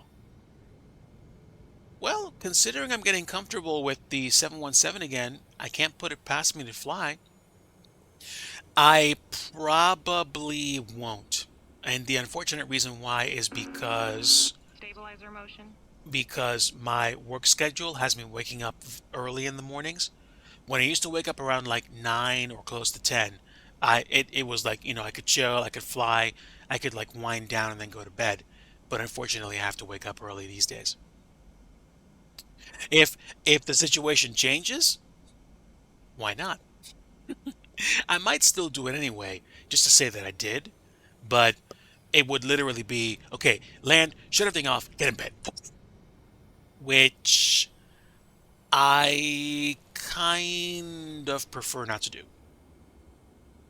I have church tomorrow, Easter Sunday.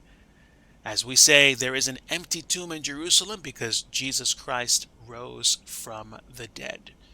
He fulfilled his role on Good Friday to be the sacrifice and propitiation for the sins of the world, to be the savior of our lives, to save us from ourselves, really, and from everything that we do which is sinful.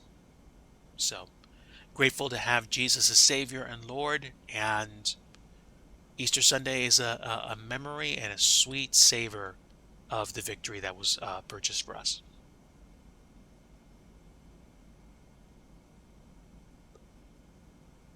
Actually, believe it or not, I haven't had that much chocolate.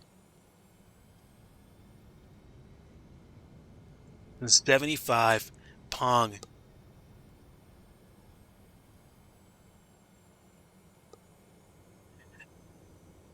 That's actually quite believable. Okay, go to Fanjo, and now we can set ourselves up for the approach.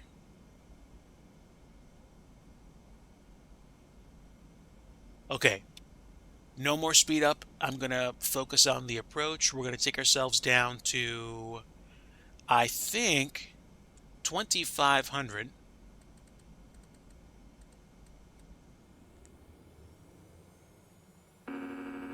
Stabilizer motion.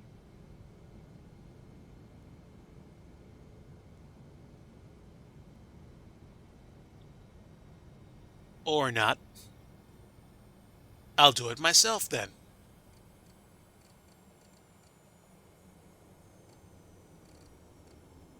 A 1,000 feet per minute's fine.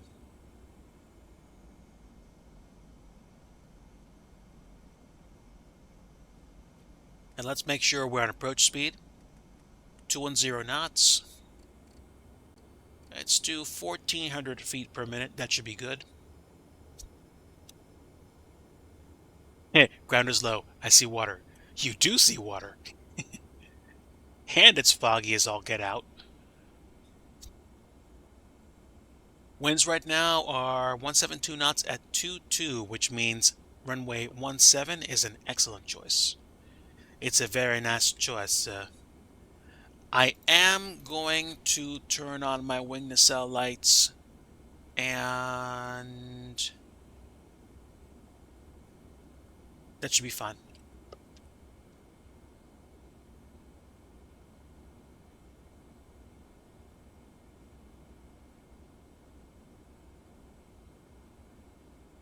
We're coming in zippy, folks. Oh, and I don't think I'm going to need anti-ice anymore. Altitude. Of any kind.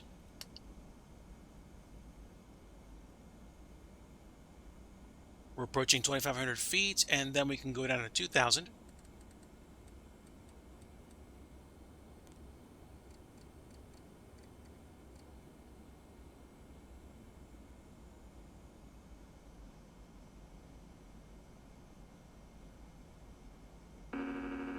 Stabilizer motion. And what's one way to slow ourselves down without using flaps? Landing gear, of course.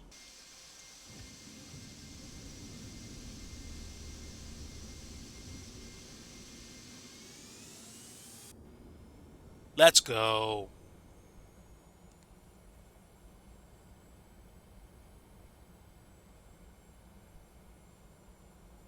Ah, passing the flame, I see. Well done. All right, let's get the slats out at least.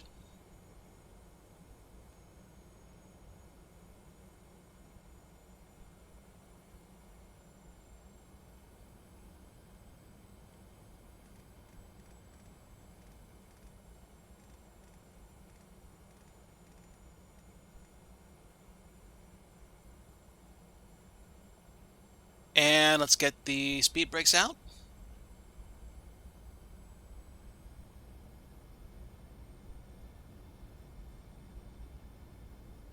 Do we have approach? We do have approach, but we don't have an actual ILS, so it's going to be RNAV. I can also see the runway. Do I not have my I do have my slats out.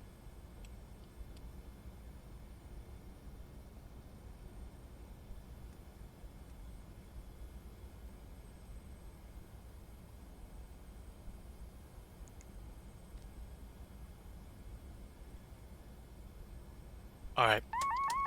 Autopilot. Autopilot. Autopilot. Autopilot. Autopilot. Autopilot. Unfortunately, I don't know how to shut off that audible warning until I get on the ground, so you have to deal with that for a bit. Autopilot. Autopilot.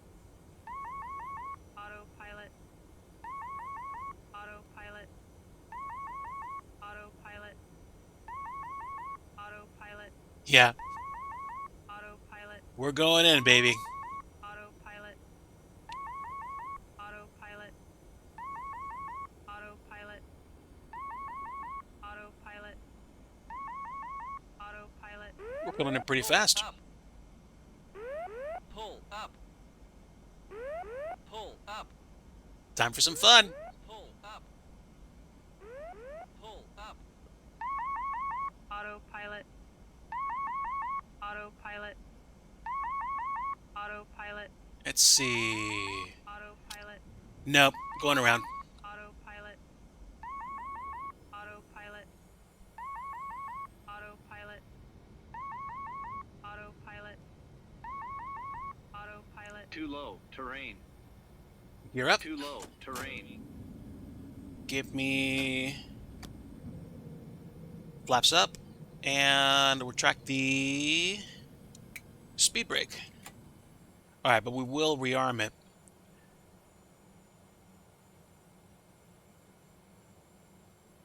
Well, I did have landing gear down.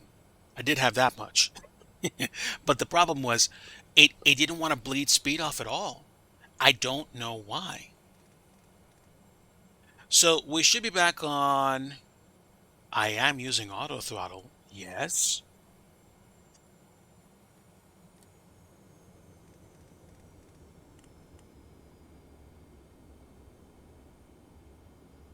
All right, we'll handle.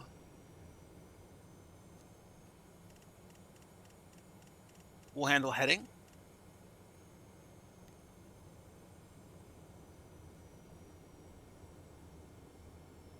Am I not on heading bug?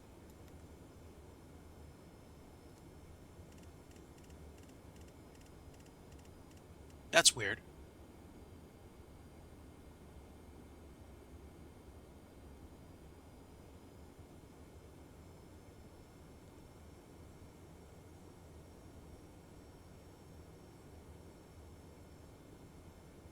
Hey, Iowa Scotsman, welcome aboard. We are coming into Crotone in Italy, but we came in way too fast. We didn't even go wheels down on the runway. We went around. I was hoping that the speed brakes were going to slow me down in time to make the runway, but that did not happen. Stabilizer motion. The runway is 6,562 feet long, so landing at about 240 knots would not have made for a pretty picture. At best, we would have cooked the brakes big time. So, obviously, that wouldn't have worked well.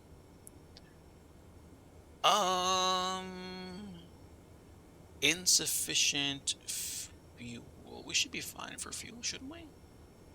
Let me check.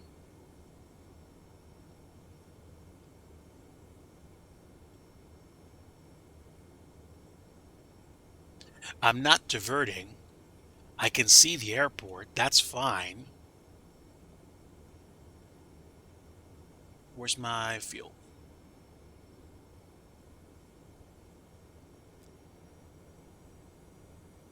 Yeah, we've got plenty of fuel. I'm not worried about it. Okay, so we're going back to Randor? Going back to Randor.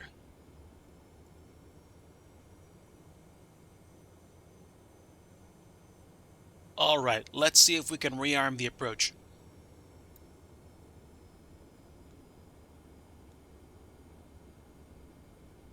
right, stand by.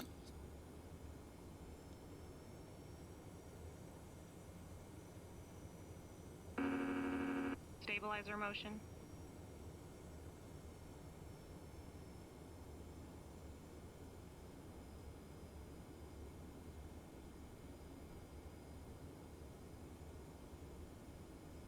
So we're going to hold. No, we're not going to hold. We're going to go.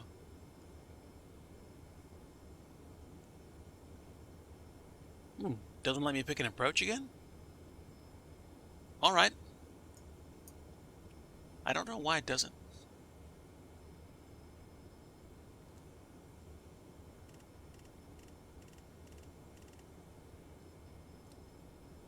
That's better. Okay, now I'm at least flying this thing by hand. Somewhat. So we're going to make believe like we're actually flying the approach. We are at 2,000 feet. And as far as I know, we do not have issues with obstructions at 2,000 feet. So I'm not going to worry about it.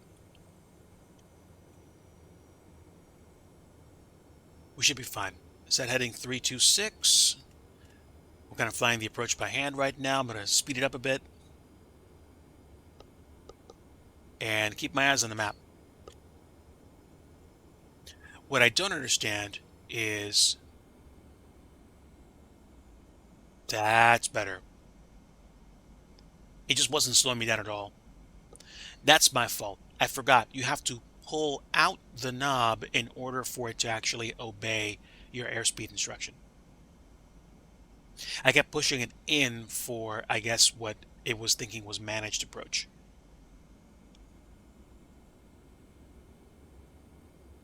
All right, we'll give this another shot. Heading of 255 in about 10 seconds.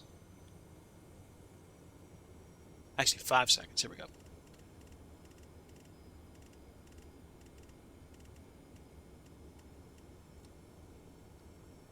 There we go.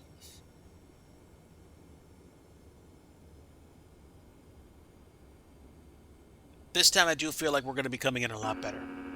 Stabilizer motion. Back to normal speed, and we'll take flaps 1. Well, not flaps, we'll take slats.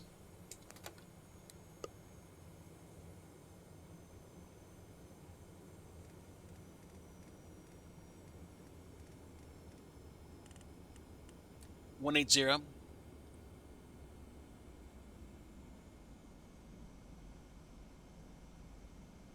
And now we're going to turn to 165.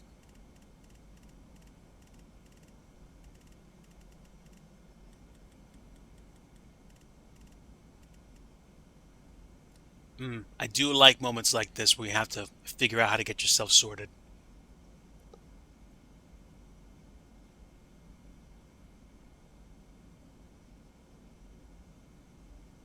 If that's what we have to do, that's what we have to do. Let's go get it, chat. Stabilizer motion.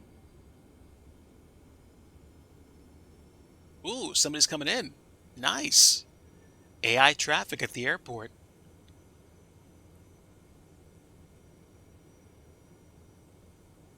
All right, and BC is 2,000. And once we hit BC, we can begin descent.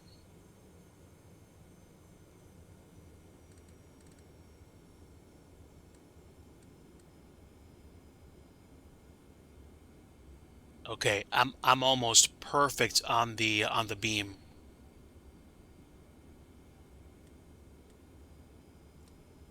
Let's slide over a little bit.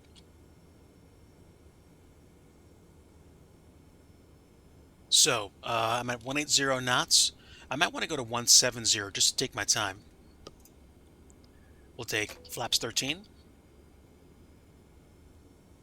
Gear down.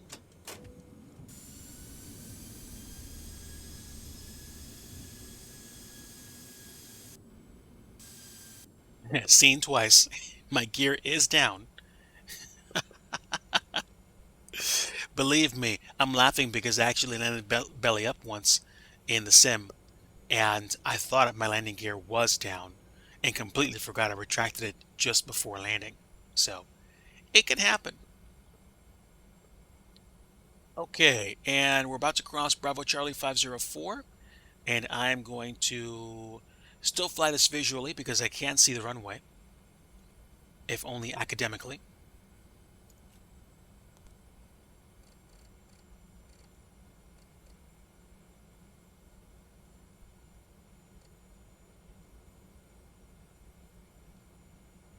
And let's get down to 160 knots, go flaps 23 or 18.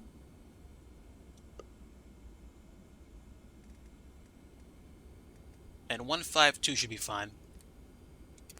Next flaps, please.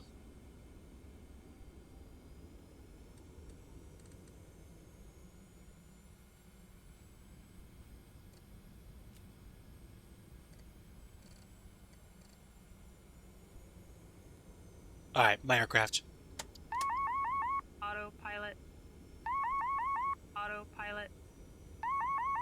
Autopilot. Autopilot. Autopilot. Autopilot. Autopilot.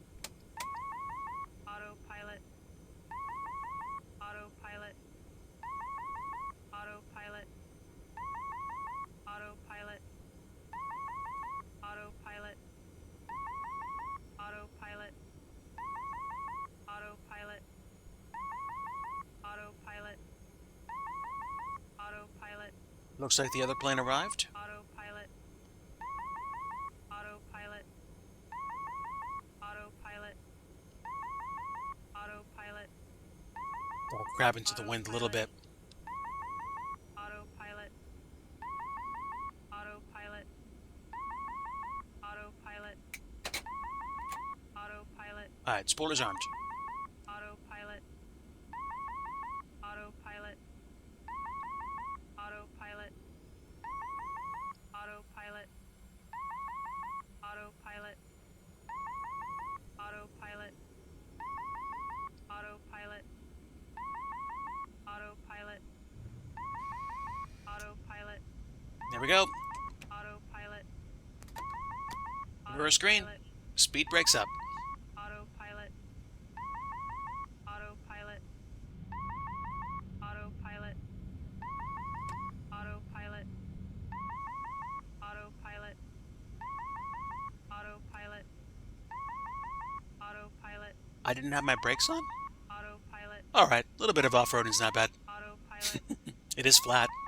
Autopilot. Autopilot. Autopilot. Autopilot.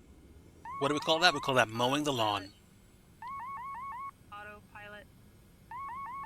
Autopilot. Autopilot. All right, now that we're on the ground, Autopilot. Autopilot. Autopilot. I didn't shut it off actually. Autopilot. Autopilot. Autopilot. Autopilot. Autopilot. Think. Autopilot. Autopilot. Autopilot. It was like a master switch. There we go. Got it. Arm afterburners. The yellow button on the yoke. Thank you. So, life choices. What did we do wrong? I forget whether or not this airplane has an auto brake, but number one, I wasn't pushing the right button for the brakes. Number two, for some reason, my reversers wouldn't want to kick in. Let me see something actually. Hold on.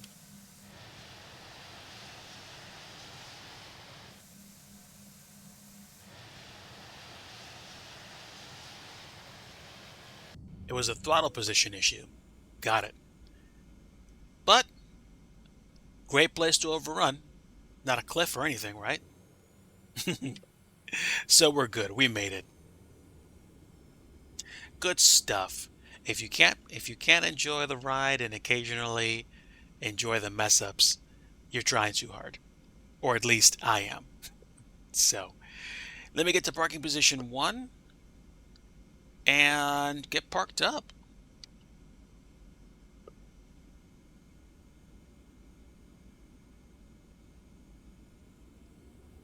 We have arrived, chat.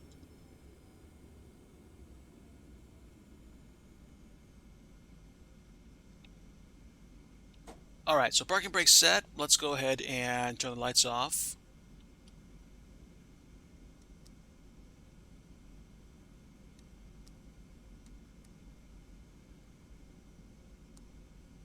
And let's go ahead and get the APU started.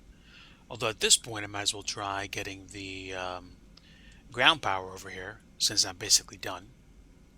But hey, we made it, right?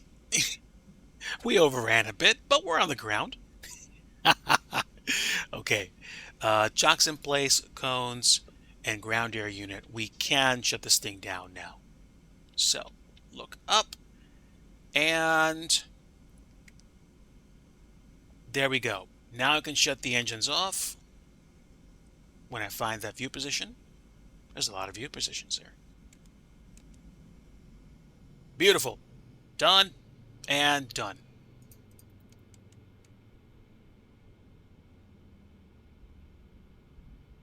All right, let's get the lights up.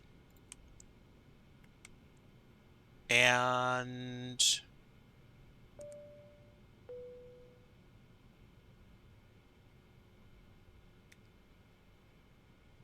the generators can stay on. They just shut off by themselves anyway. Packs off. Isolation valve open. Bleeds can stay the way they are. Fuel pumps can come off. Circuit breaker lights off.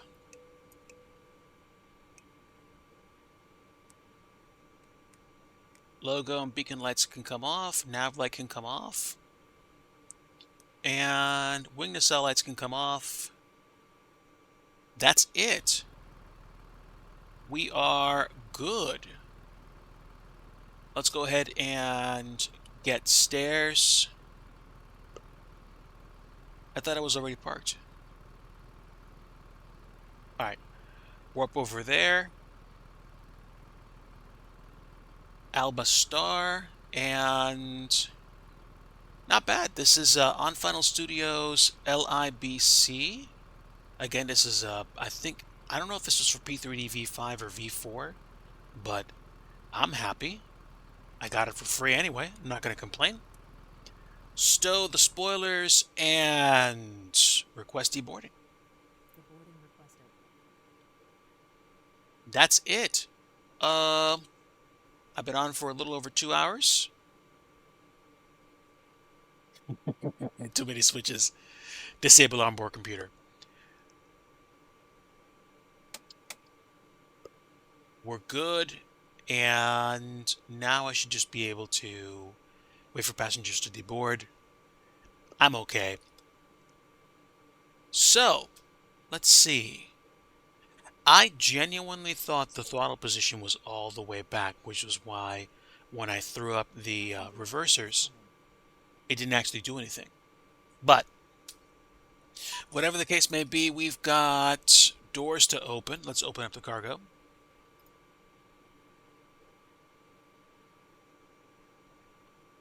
And there we go.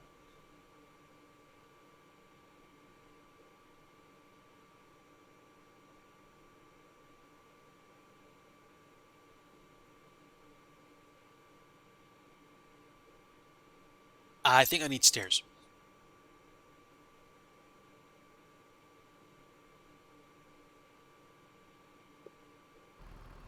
Oh, we do have stairs. See? Rock on.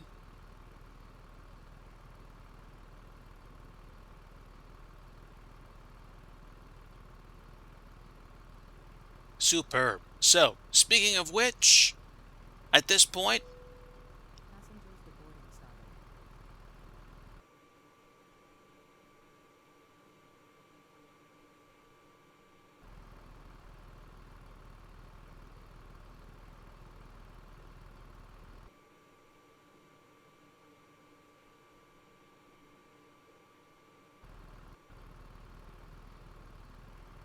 Are we good?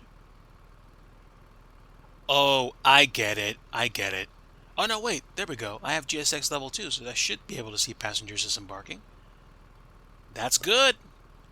There we are, chat. We got them down. Thank you. Thank you, friend. Thank you. Not bad. Not bad, peeps. Not bad.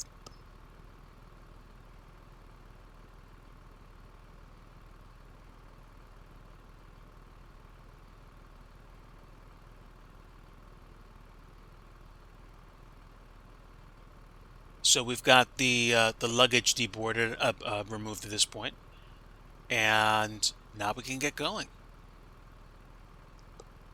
One lawn mowing episode later, and we're down. All right, I'm happy. Seriously, like, it's great to be able to do stuff like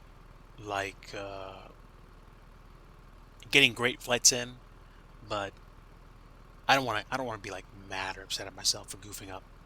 It's cool. It's just a sim. I'm happy I flew here, and I'm happy that I accelerated time too because I didn't want to wait too long. So I will take a screenshot of this because this is fun. I like it. Save a screenshot, probably post it up on Discord later. And who knows, maybe I'll make Flight Sim best next week. All right. So, chat, let me go ahead and close up Prepared and put you guys in a Be Right Back screen while I switch myself over for some trucking. Oh, plane, Cyberpunk bus.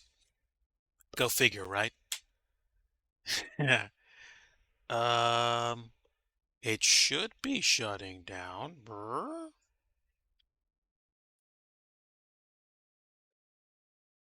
At least I thought it was. Did my sim decide to no longer just show the menu? Okay, there we go. There we go. It turned off. Good. Good stuff. All right, folks, I am in the process of moving my joysticks right now to get my gamepad set up. We're going to do a little bit of trucking, one route, maybe two, and then call it. Then I will get up, stretch, go make some dinner, sit down, catch up with Mrs. Digi, and then later I might do a flight in Microsoft Flight Simulator, or what I will probably do more likely is either do a little bit of fun retro or do some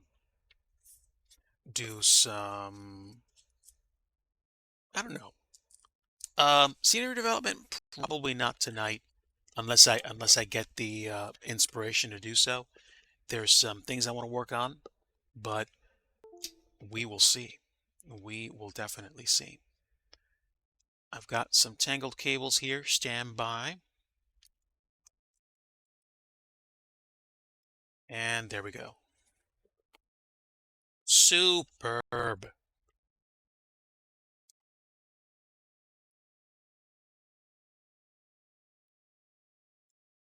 Well, I definitely appreciate your well wishes, my friend. Support is a wonderful thing. Mrs. Digi is trying to get herself back in a place where she can do really cool. She's got some ideas for upcoming projects of her own, and I hope that they pan out well. Am I going to put my joysticks back in the drawer? Not right now. I'm going to leave them in an easy enough spot for me to be able to move them around. I am, however, going to put one of my other joysticks away, gamepad, excuse me, because I'm going to use the classic gamepad to do a little bit of trucking. All right, that should do it.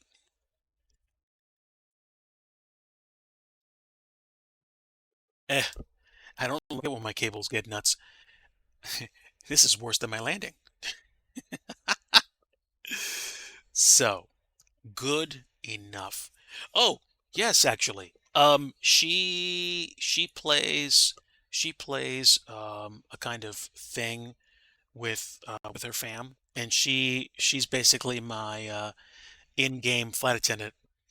Uh, these days I've been taking care of her with her being post-op and all, but she likes to know where like I'm flying to and whatnot.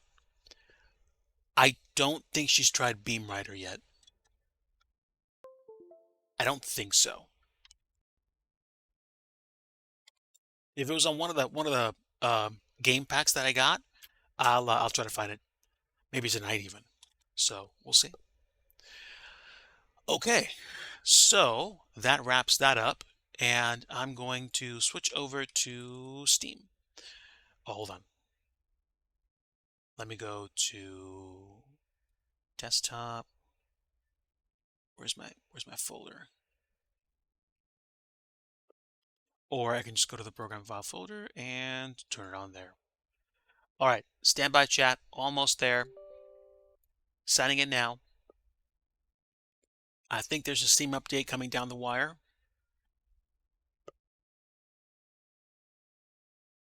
And now I can log in.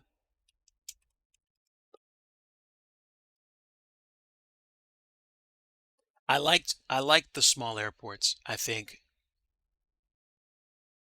it's kind of something that I didn't do. I haven't done that much of lately. When I used to do flights across the US, I would go to a bunch of airports that I didn't know, which is cool because I was just kind of mapping trips across the country, and sometimes I would come across maps that would be really cool, airports that would be really cool because they were kind of like enhanced airports. So here we are. I'm going to get signed in to ATS, and we're going to do some ops out of Flagstaff.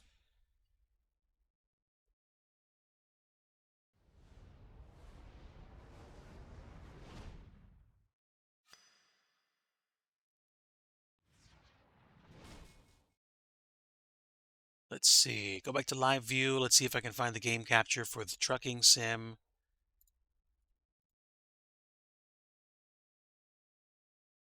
Okay. Isn't showing just now, but sit tight.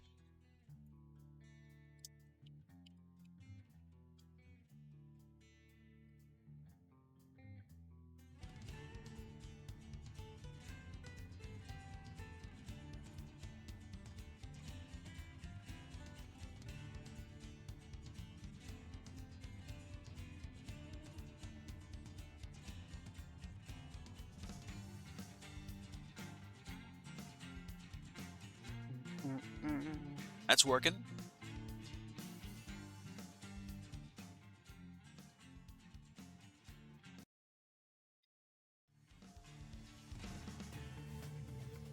Okay, so we're in Flagstaff right now, and I am probably either going to go up to Utah or east to New Mexico.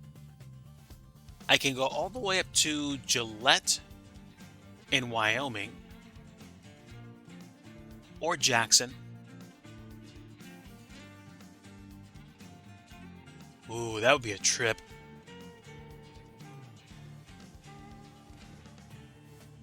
Let me see if I can at least make it to Moab in Utah. All right. Stand by.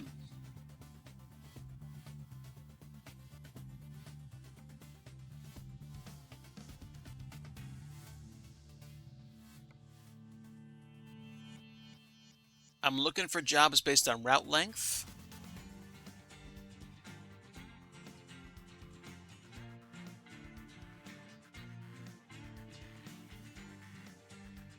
This is 8 hours.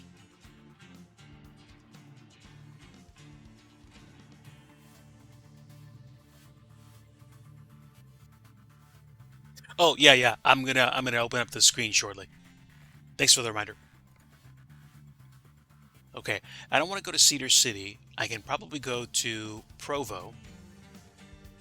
So that's about 30 minutes. All right, let me get the profile fixed up. I should be able to see the screen. Unless it's actually full screen. Hold on.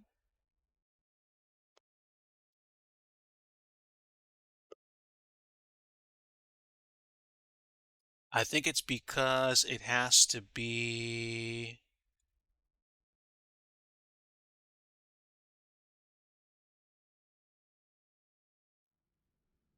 Let's see if it actually works. I'm trying to get the screen grab, but I think it has to be a windowed sim.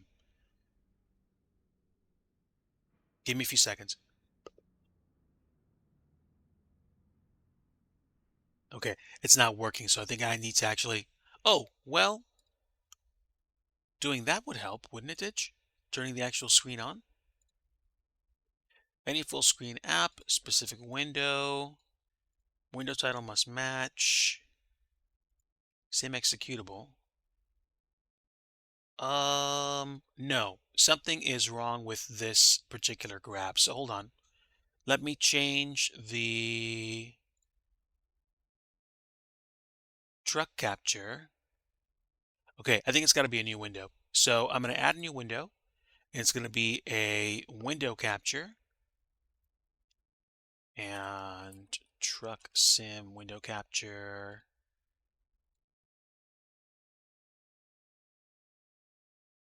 There we go. Got it. All right. So it doesn't do audio when it's not center of attention. So I have to put it under the overlay browser. All right. Take care, Coffee Cup Arcade. My friend, a pleasure and privilege to have you here. All the best to you, and we'll be in touch. Okay, meanwhile, I am in Flagstaff. I pulled in here after delivering some cargo. Am I actually set to go? Oh yeah, yeah, look at that. I forgot that I pulled in here and grabbed the job directly from here, which is nice. Okay. Also, I'm driving a different truck. Okay, whatever. I mean, it's a quick job. It is what it is, right? Actually, I kind of feel like I want to use my truck because it's a lot faster. Dun, dun, dun, dun, dun, dun. Yeah, using my own truck. I wonder why that was so weird.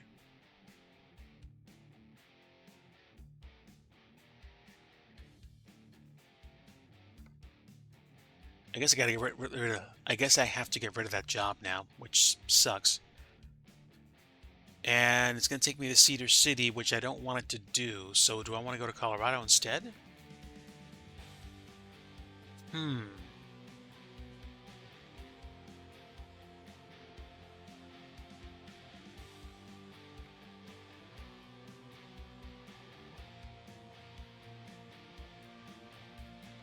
Let's go to Cedar City instead. Let's do that.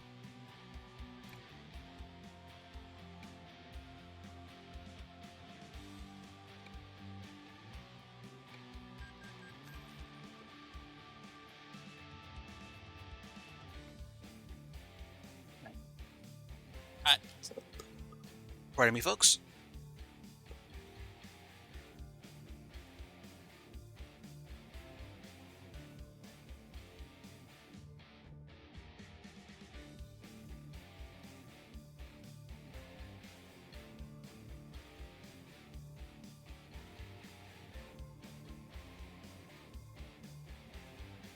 Okay, sweet. All right, so I picked quick job instead of freight market, and I just canceled my job. We're gonna try it again.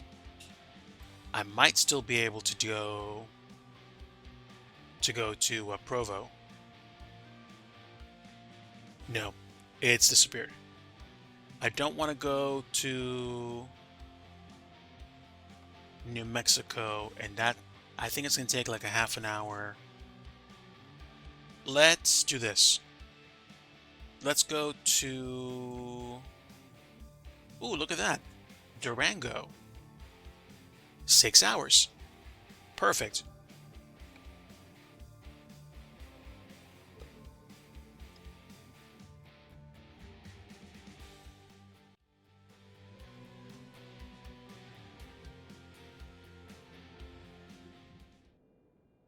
All right, so I'm back in my truck, and we're gonna go pick up a job, which is where? Is right here? Must be.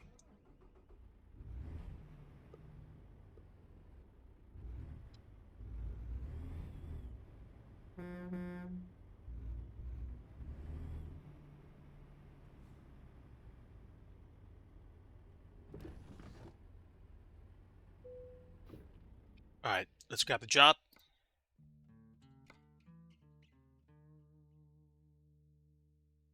Yep, there we go. All right, so it's behind me.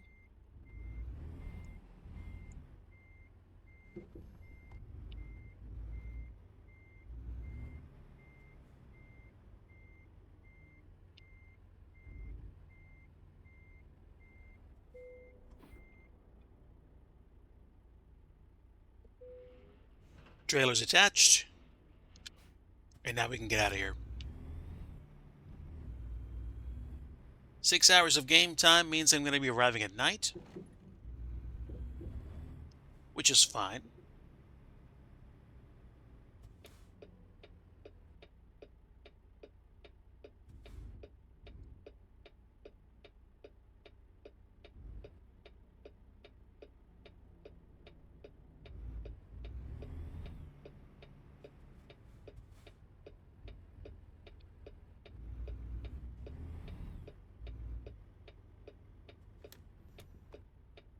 All right, nobody coming that way.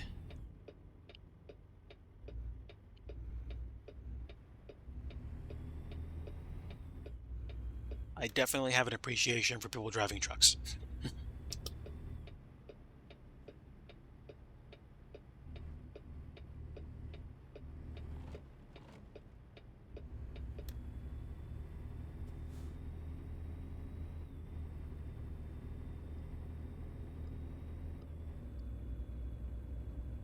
All right, so we're going to Colorado. Rock on.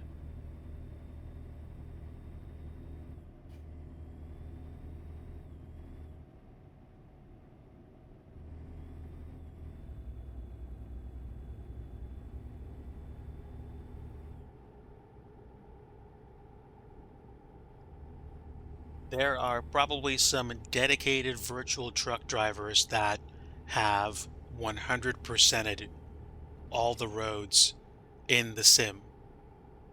I don't know any of them, but I would imagine it would be neat.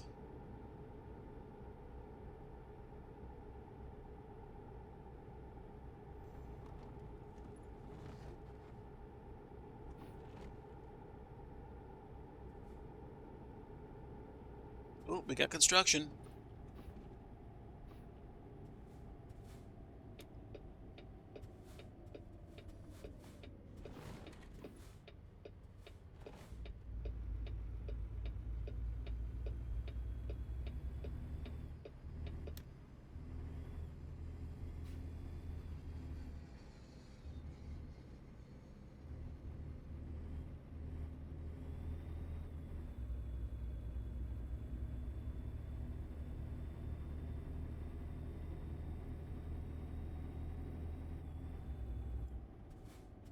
No clue why that truck was that way.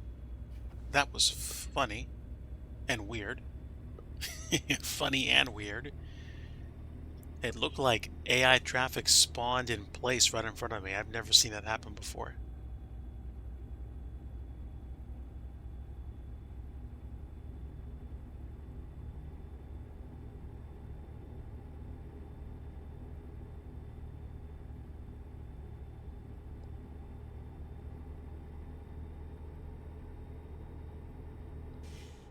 Yeah, so later tonight, I'm probably going to either break out like my Raspberry Pis or like an old game system and play it. I have some actual original hardware consoles that I can probably play with that I haven't actually played with in a while. So I could do that.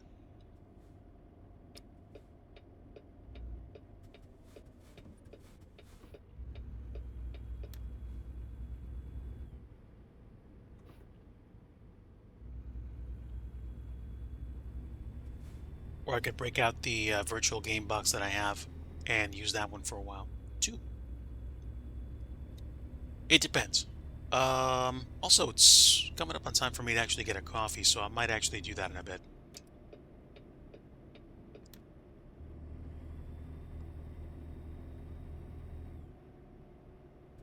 All right, 80 miles to Page.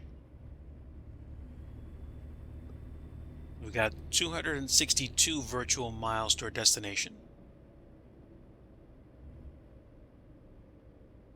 And it is mid-morning in the sim.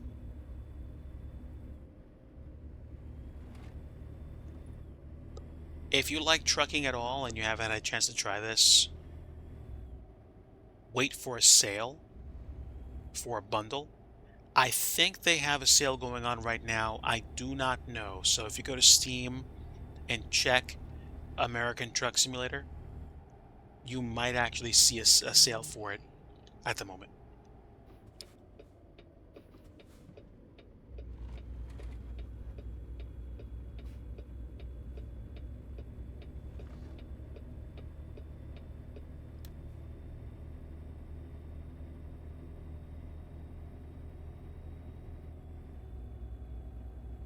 I have actually not been through this part of Arizona, like, ever.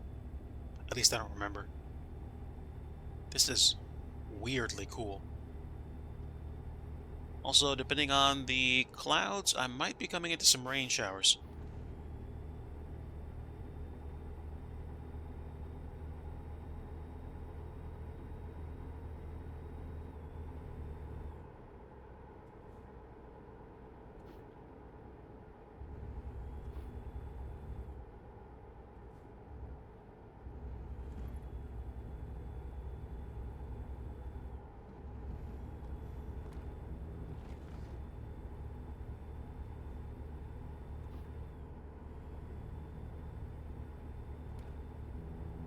I like how the Xbox 360 gamepad registers things like grooved pavement, bumps, and stuff like that. It's great.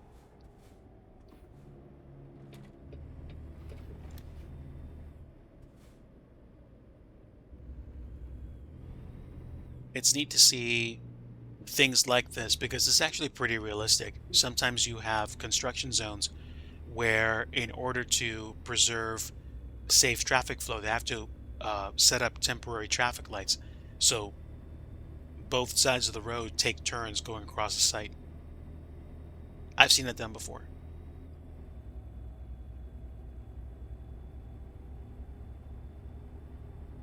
Don't get me wrong, I like Euro Truck Sim 2. It's so nice to be able to go from place to place delivering cargo. I like visiting places like Italy and I think in part Germany and Norway. But there is something about being able to go into American Truck Sim and travel to parts of the country that you've either visited or you know about, and you can imagine this is what places like that look like. So I didn't start liking it that much at the beginning, but I really like ATS a lot right now.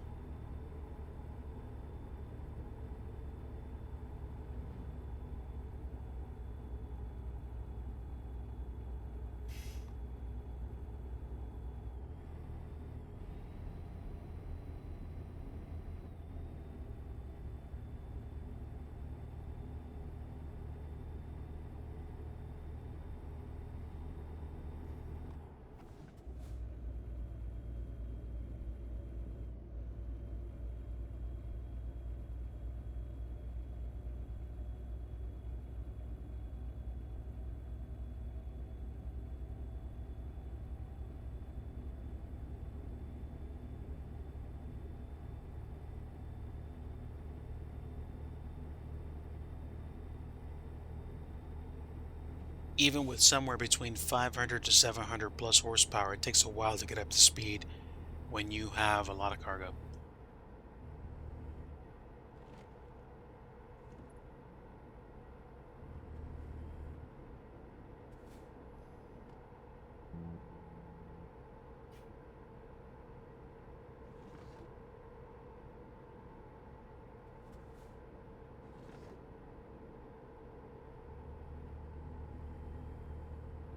Of course, the hidden meme in all of this is that I am working my way back up to Wyoming because I want to get my practice in driving on highways and exiting and dealing with diverging, I think they're called diverging diamonds or diverging interchanges.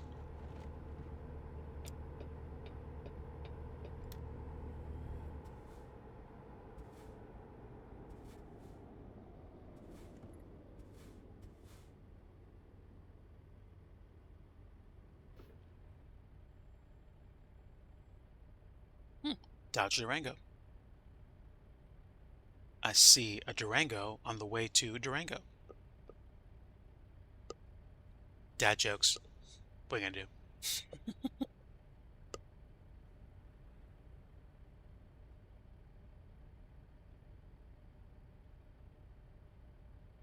I like how realistic the AI driving behaviors are as well.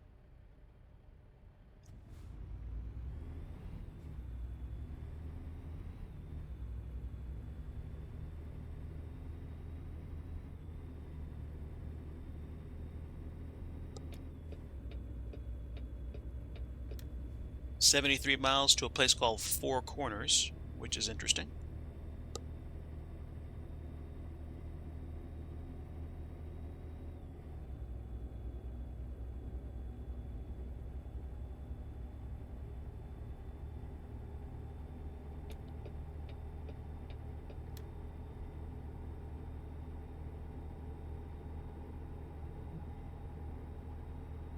And we are off to the races.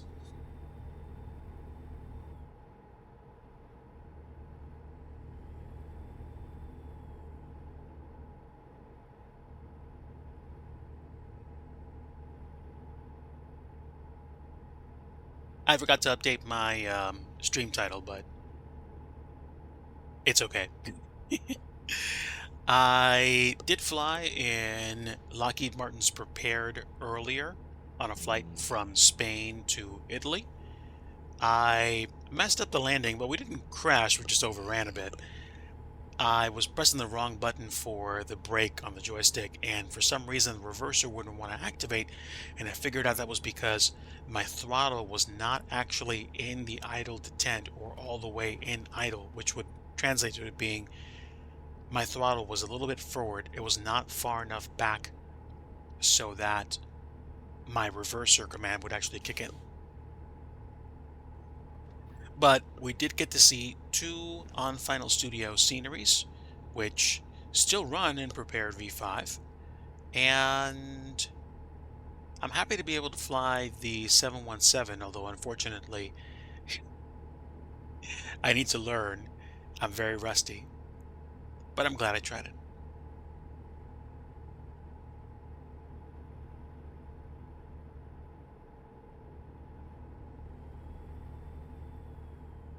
Looks like I'm not going to get to my destination as late as I thought I did. We're really making some good time right now. And Lord willing, we'll get there quick.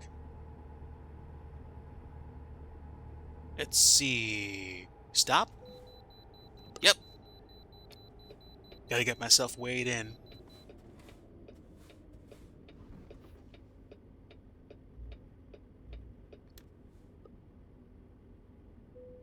That's neat.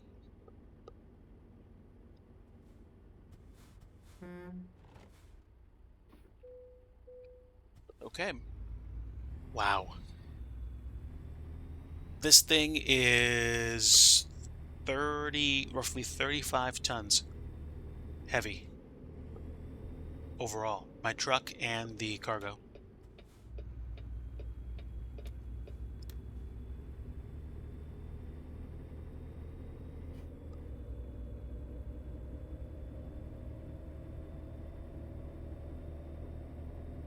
I might do one more delivery after this. I don't know. We'll see.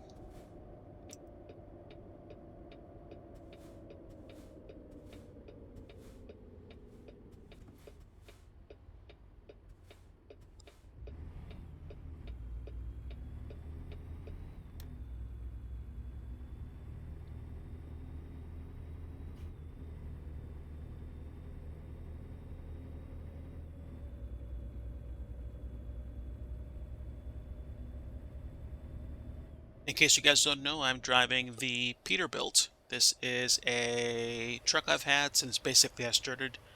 I got a chance to buy my first truck. This was my first truck I bought. And at one point I figured I wanted a Mack truck, and I was about to get a loan to do it, but then one of my friends convinced me, just make the money on your own, and then you can buy the truck without having to pay back a loan.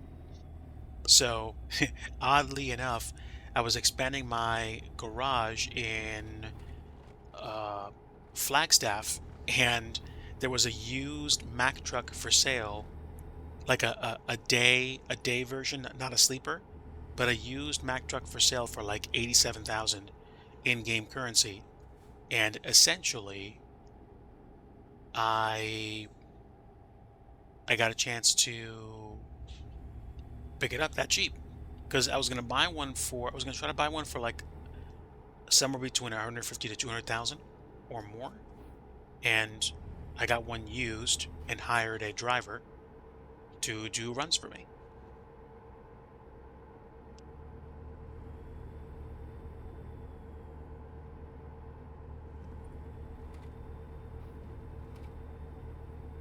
Which is cool.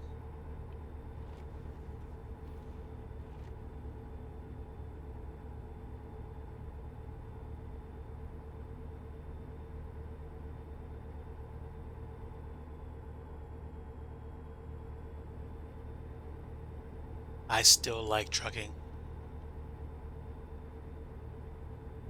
I think I picked up Euro Truck Sim 2 back around like 2015 when it was on sale. And I also got this one on sale, or at least that I remember getting it on sale. It's a great adventure. It is a great adventure, for sure.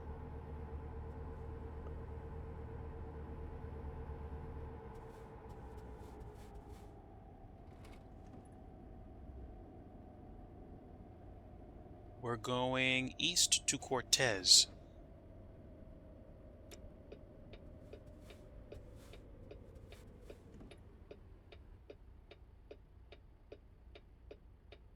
Ooh, lots of traffic here. Gonna have to nose my way in, I think.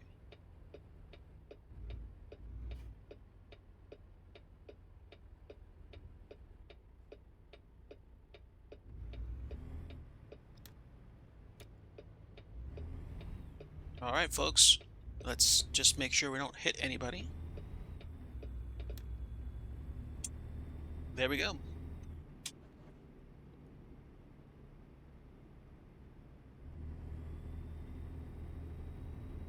Yeah, I got like one delivery to do. Maybe I'll do more. Whoops. AI, what are you gonna do?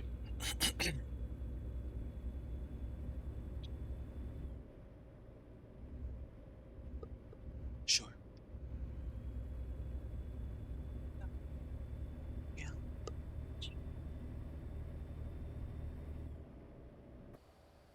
What do you think, Mrs. Digi? It's a big, It's a Peterbilt. it's a sleeper. Yeah, fully customized. Big one. Box trucks? No, pop-up trucks. Okay. Big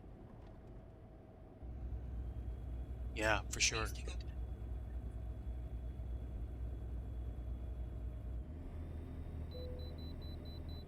Oops, I gotta pull in for another inspection.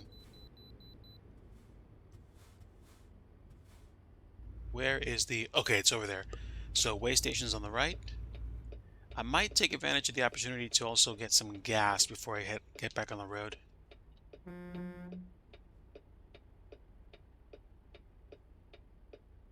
I'm on my way from Flagstaff to Durango. I'm gonna wind up in Colorado. Um, I mean, I might be done after this delivery. I might do one more. I'm going up to Wyoming, but you can go really fast. And then About how long? another 40 minutes, I think.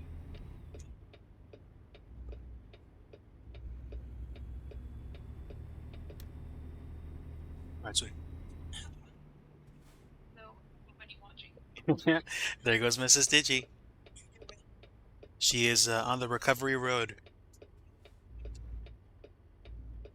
Love you, sweetie. Thanks. All right, so where's the gas stop? Oh, this isn't a gas stop, but the way station's up ahead. Did I go the wrong way? I think I went the wrong way.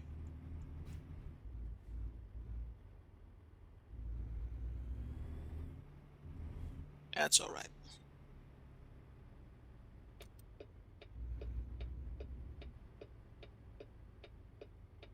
It looked like I was going to get gas.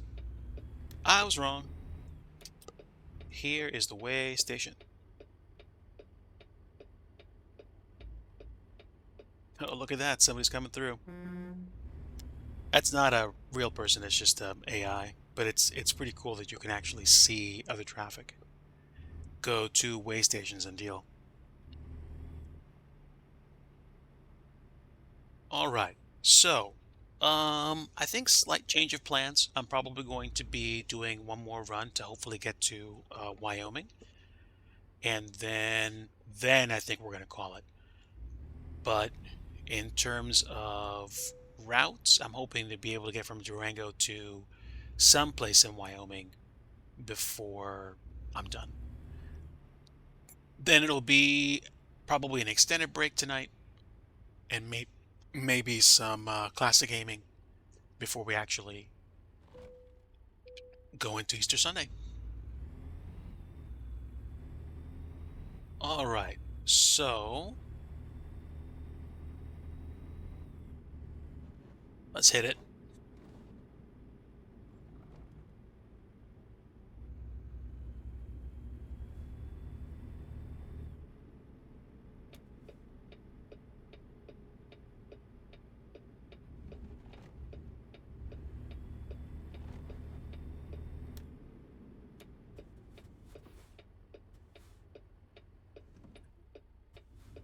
Know what's coming. There is also a feature that automatically looks for you when you are turning a certain direction. I tried that once and I didn't like it. I might try it again. I don't know. I don't know.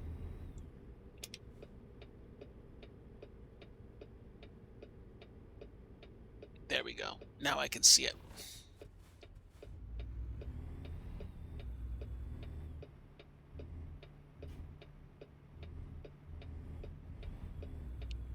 Oof, just made the pull.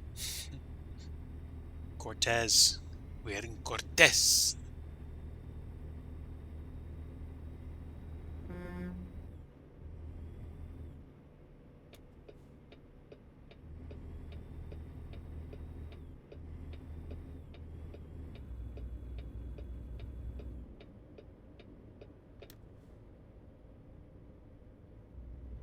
That's kind of crazy, just to be able to get from place to place in the states in the game. It's just nice to be able to do that. And I've played earlier versions of what you could dub American Truck Sim. There were like 18, I think it was Hard Truck 18 Wheels of Steel, but Hard Truck Holland was the one that had the first map of the entire country. And what's neat is that, you actually had a few landmarks, but this is crazy. This is big time. Like being able to recreate recognizable portions of the country is a trip and a half, and it's amazing that they can actually do that. It's amazing.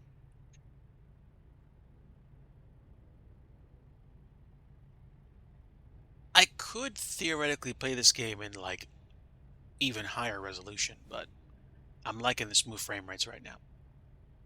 And smooth frame rates when I go for it.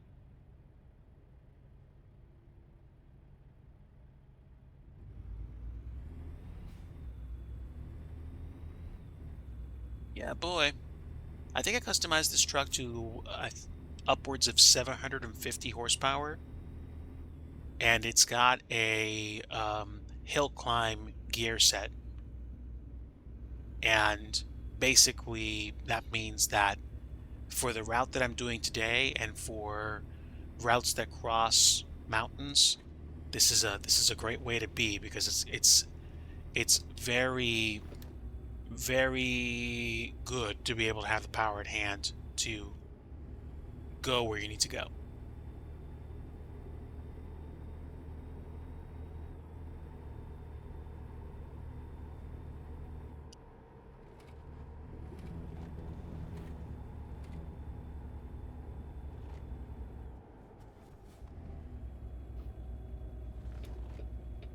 All right, I'm gonna move over, let the faster traffic pass me.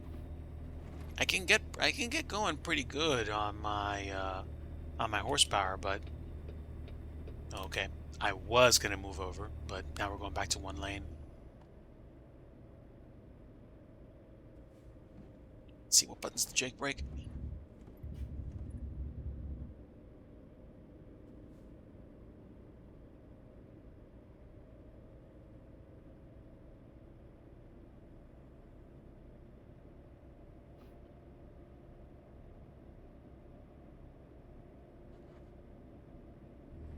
That's not bad.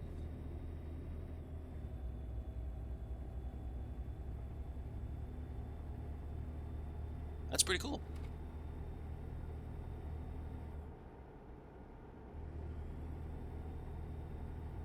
Wow, we're coming up on end game here. It's crazy.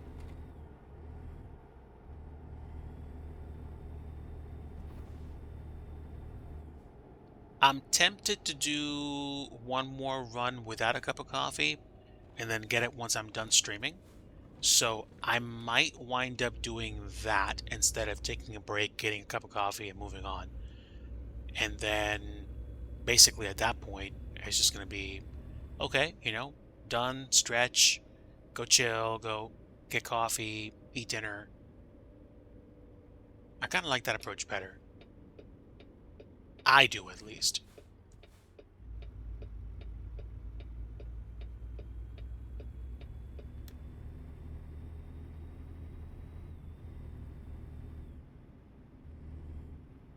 So weird.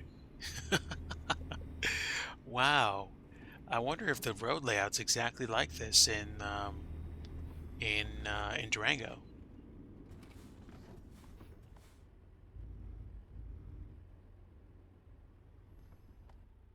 It's kind of cool.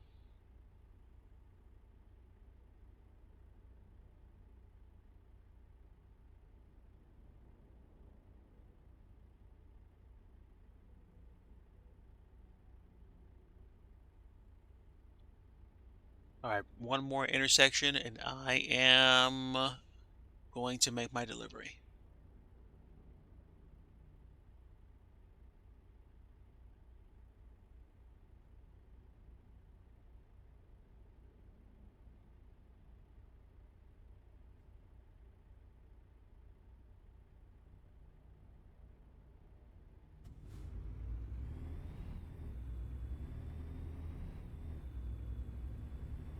By the way, folks, if the volume is too low or too loud, just let me know, and I'll try to adjust it as best I can for you guys.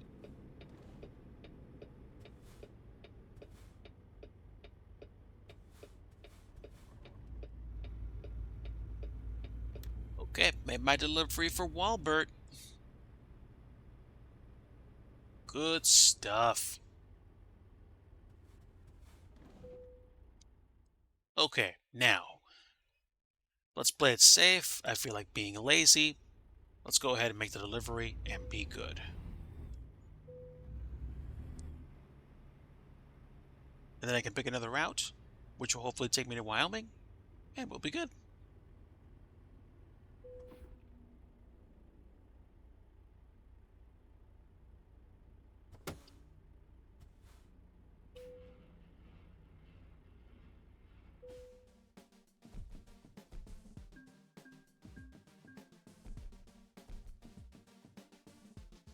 We'll take that. Nice. Let's see what current delivery offers are available. There we go. Takes me right into Wyoming. And it looks like I'll be going past Denver. The other opportunity is like way longer. So new.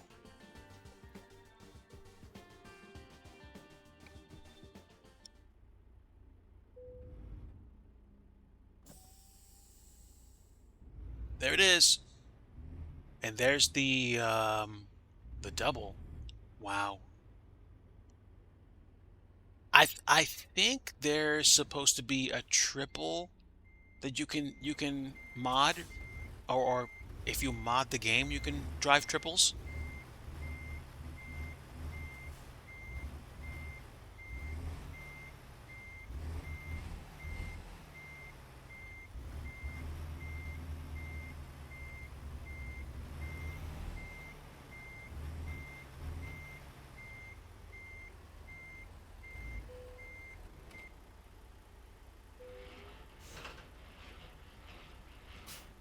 There we go. We are hooked up and we are on our way to Wyoming. Just like that.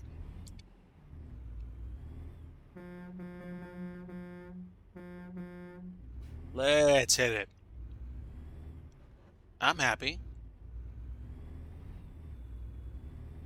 Bye-bye, Walbert.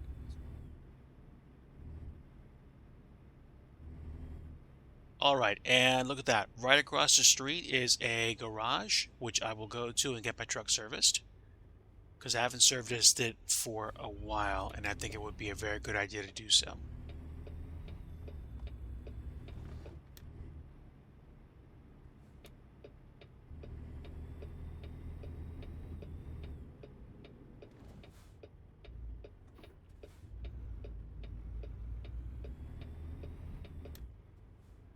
All right, all the way down here, is it? It's a motorcycle shop. So yeah, it's not me.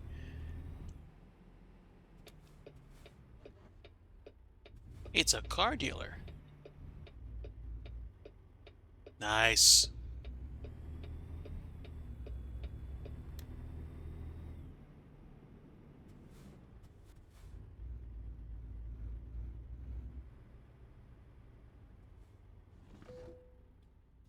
Let's get the truck serviced.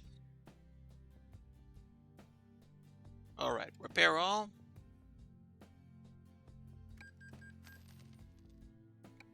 Sweet, done. Oh, wait, hold on. What was that about restoration?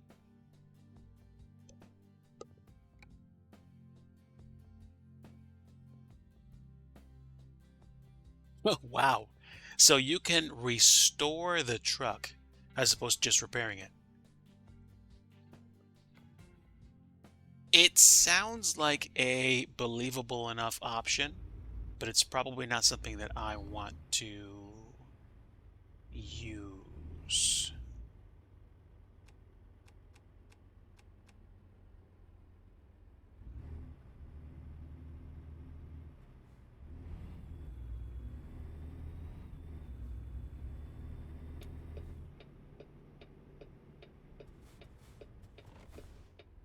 I don't know. I might buy another truck before I restore it, my current one.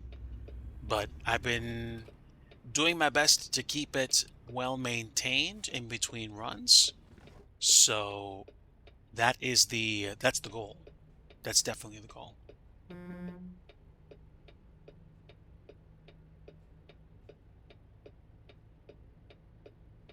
Hmm. Home store instead of Home Depot. That's great. Ooh, refrigerated stuff and lumber. So dope.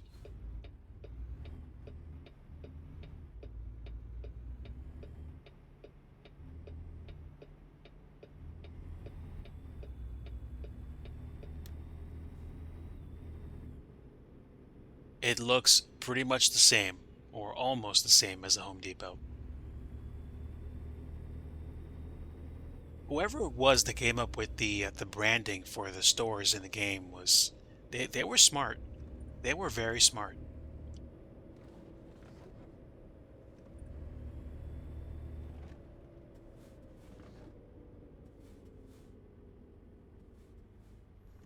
Now, can I out accelerate a state trooper? Let's find out.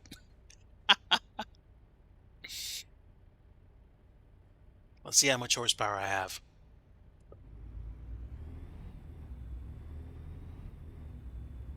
Ah, bummer. Nope. I mean, maybe I could take him straight up in a drag race with no trailer, but I have a trailer that's loaded with cargo. So, yeah, it's a thing.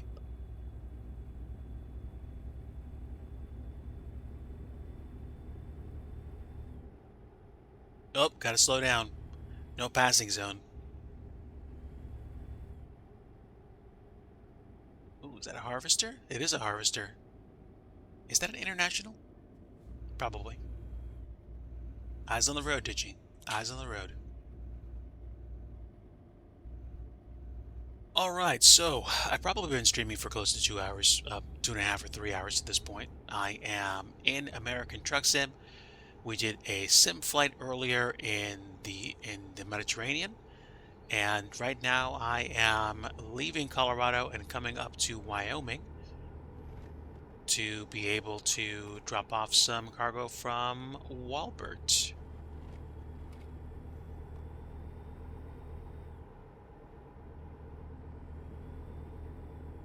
We got some majestic vistas here. Ooh, gotta slow down, got some road work. I got to wait.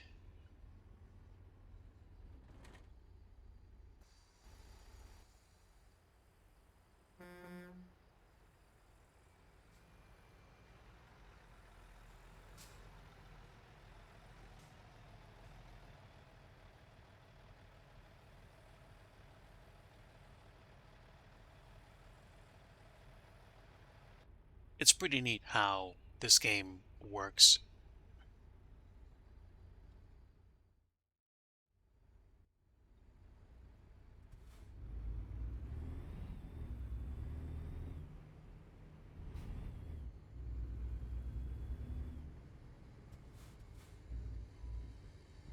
Yeah.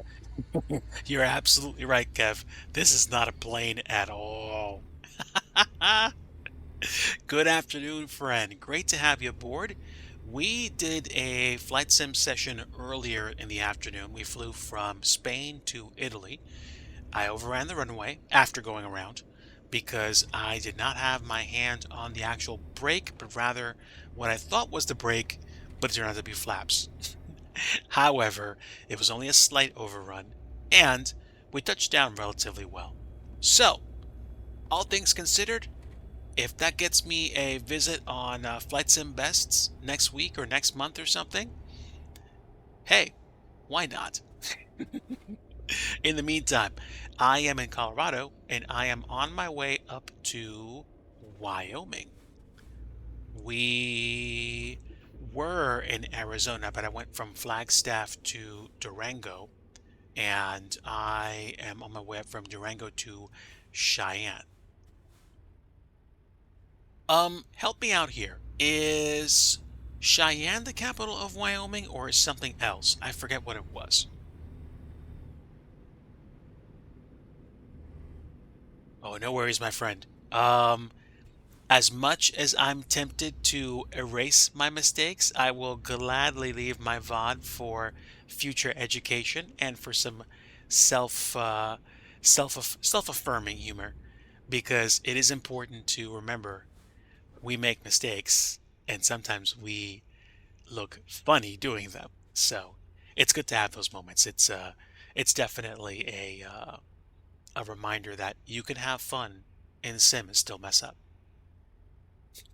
Or, as you like to call it, that's another perfect flight ruined. But I'm enjoying myself right now. I've got the custom Peterbilt. I'm driving up to Cheyenne and enjoying the vistas here, taking in some beautiful evening sunshine as we prepare to transition into night driving. I suspect I either will see early morning sunshine before we pull into Cheyenne to I guess the cargo area, or we will just start to see the light come up in the east before we get there. Yeah. Ha! I've heard that before. Yes, you have.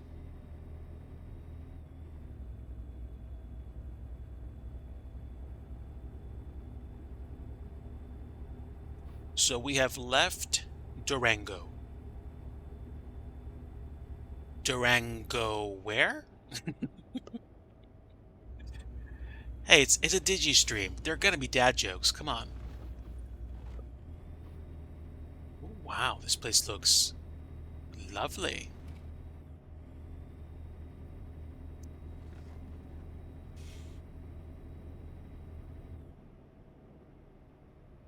Speed limit's 45. We are climbing.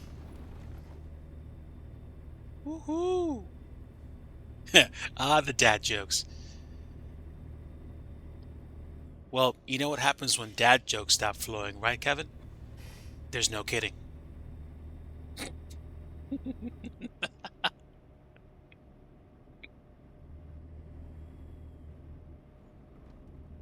Uh, don't mind me, man.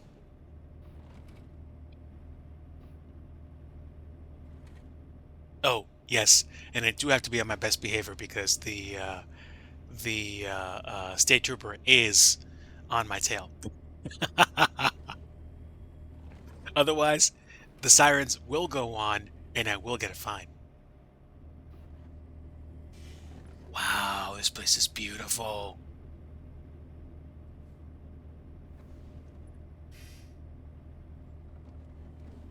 All right, pick a lane, Digi. Either one is fine. Just pick one. Wow. This is good, I think.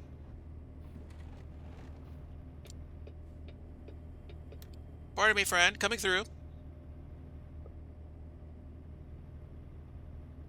Darshel Uzao Winery.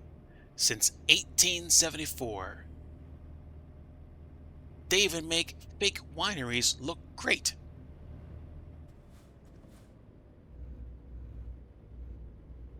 Alright, here's the trick. Turning with the trailer right next to me. Oh boy. Suck it in, Digi. Suck it in.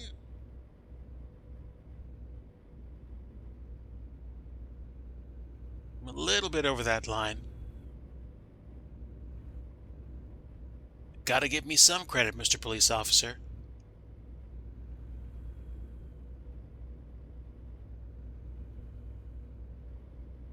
In the Walmart livery? Let's see.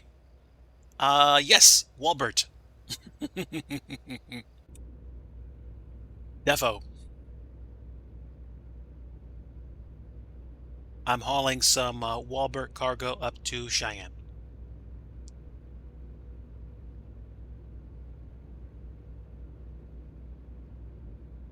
Wow. Goodness. We are certainly up here, fam.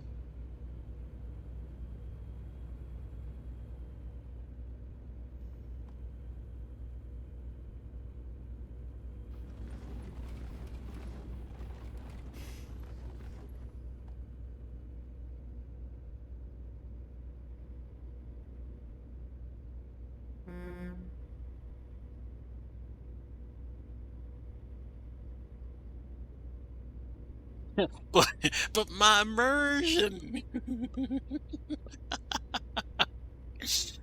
um, there's supposed to be a mod that lets you. I'm assuming there's a mod that lets you install like the correct #correct brand names. But I don't know. Like it's been cool enough that I have not felt the need to install brand name mods. I used to be more of a it used to be more of a concern for me if I didn't see enough variety in like traffic. And I had a mod at one point in Euro Truck Sim 2 that allowed me to see, better or different trucks and vehicles. So it's better for me Right now, anyway.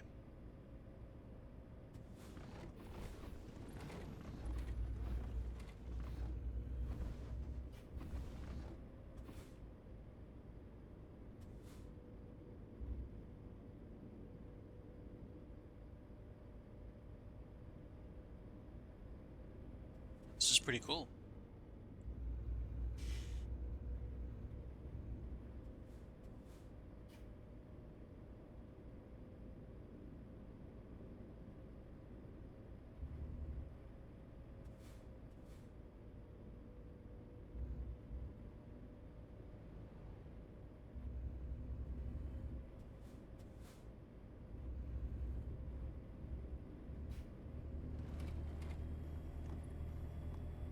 All right, here comes the dark time.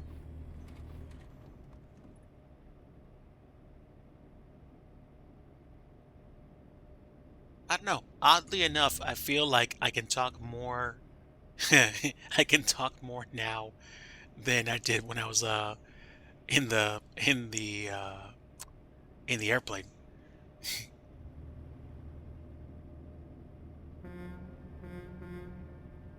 Ooh, echo. No, better in the truck. Nice. The police officer will be like, "Okay, all right, we can hear your horn. We can hear the horn honking. That's fine. Knock it off."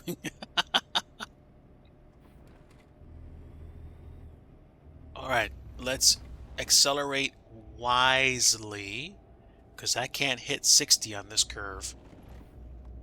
Not unless I want to tip this truck over. Oop, nope.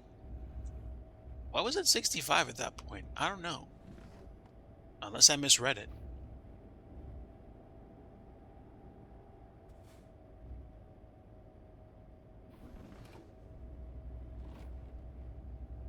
Wow, it's 65.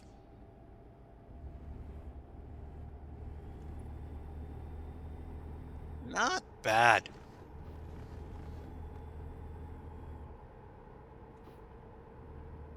Okay. Cruise control is armed, but goodness sakes, I cannot go that fast.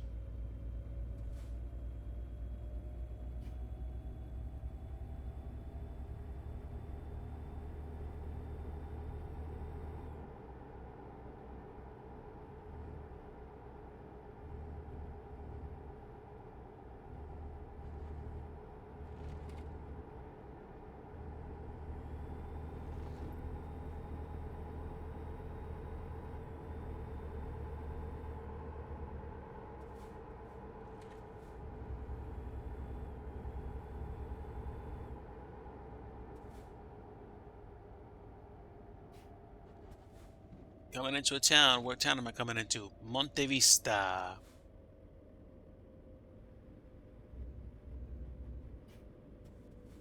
And now we slow down some more.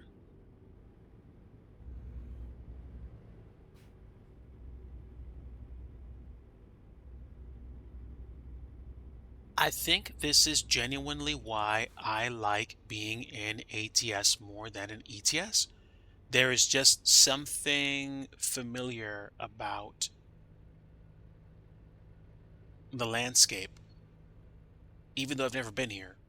The way they've actually done up the the scenery and whatnot,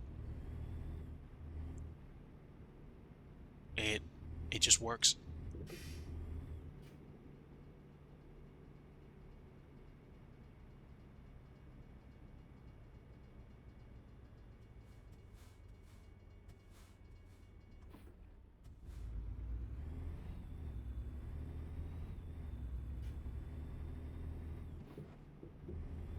Still got plenty of fuel, although I will look for the next one. You know what? Let's do it now. All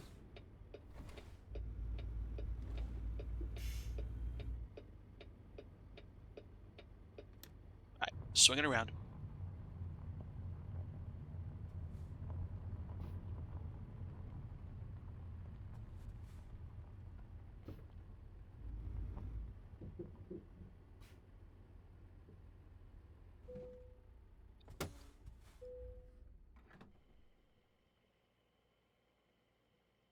I'm almost about to halfway, so I might as well refill now. Add a bonus, of course. No state trooper behind me. Yay!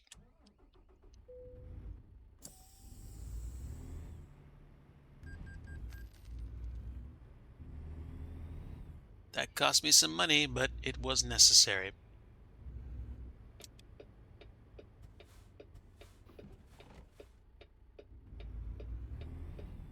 All right, looks like both ways are clear. Let's hit it. All right, 6 hours, 8 minutes of virtual time remaining, so probably about 20, 25 minutes IRL, which means I'll probably wrap up today by about 6:30-ish. Not that bad.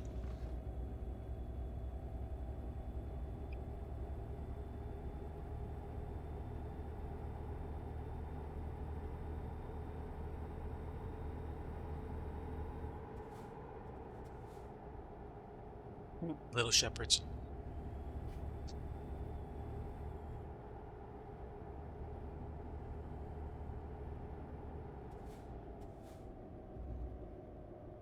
There goes another Walbert.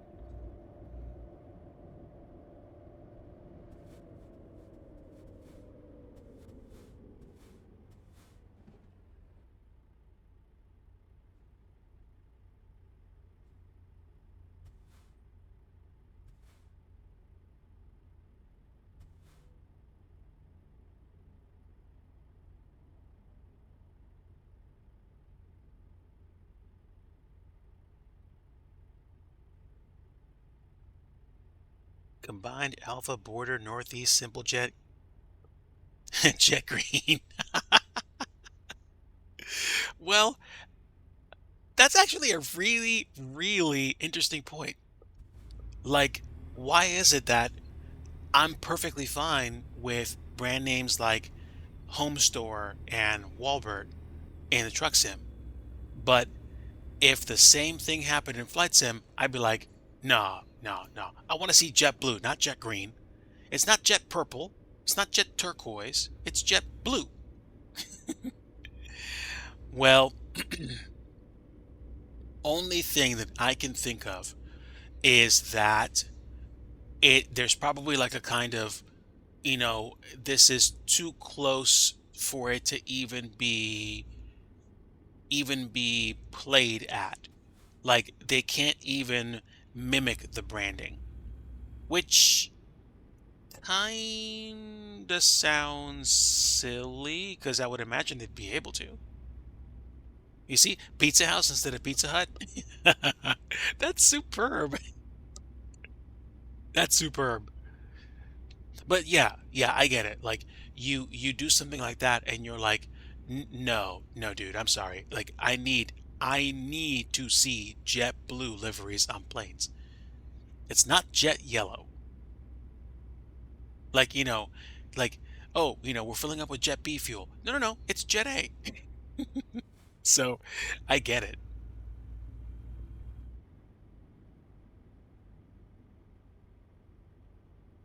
It's an interesting point, to be sure. Excuse me? Hey, there's our friend, the state trooper. Nope, I'm still not going to beat him out of the box. I'm still carrying cargo.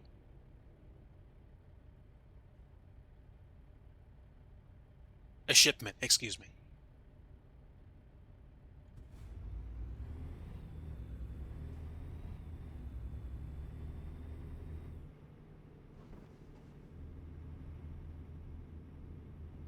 You might even say supreme.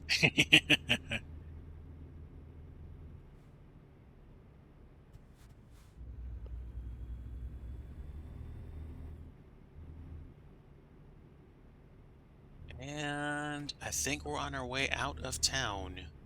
I think.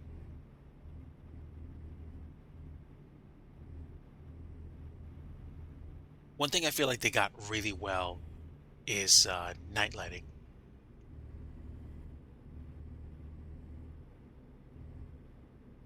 Fun and Sand Motel up in Colorado. Let's go.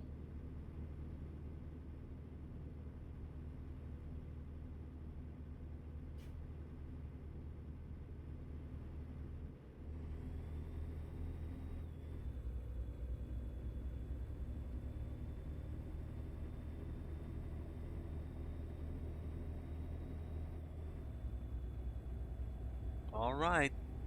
Bye-bye, whatever town that was.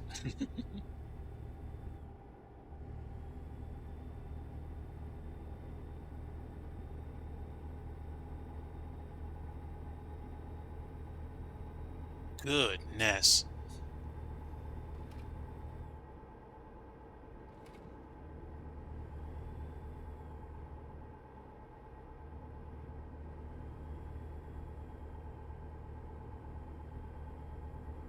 Yeah, I'm a fan. Like, I like the graphics in this.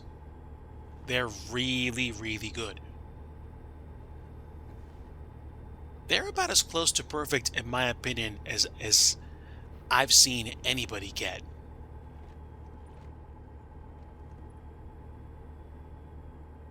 Like, any more realistic, and you'd be complaining about the money you spent on getting your CDL license.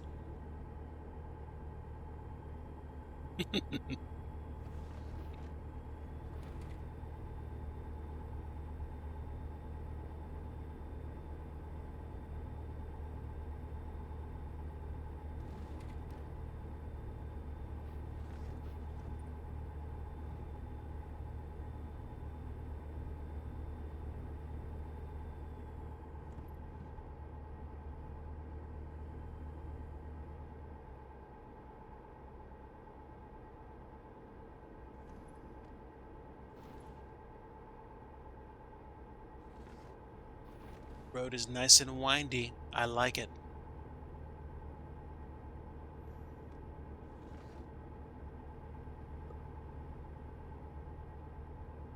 Oh, I didn't actually do this today on stream, but I downloaded the latest version of Flight Gear Flight Simulator. That sim has been in development for, I think, 27 years.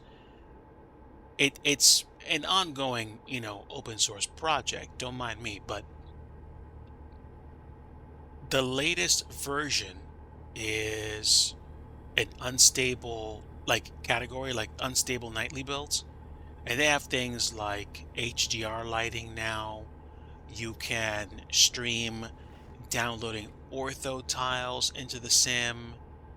It's actually pretty nice.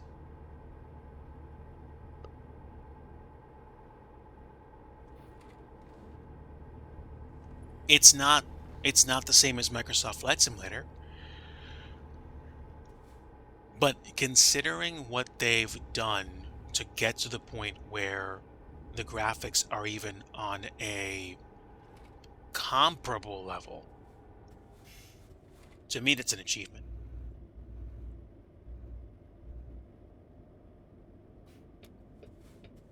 Oh wait, wrong way. Pardon me. It was either earlier today or yesterday, but yeah, like that Flight Gear even has graphics that are approaching the same neighborhood, means that there are people that are becoming more adept at programming graphics engines, which is great. It's superb.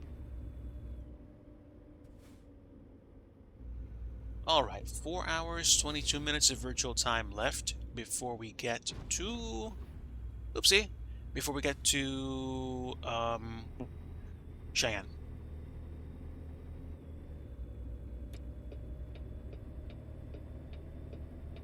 Nope, sorry, I'm merging.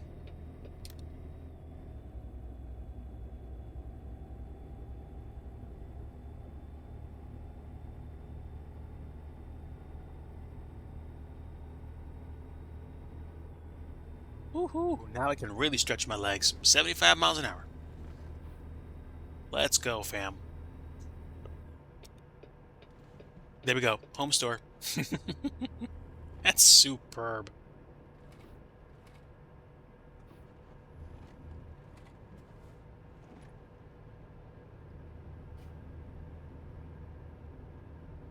Let's hit it.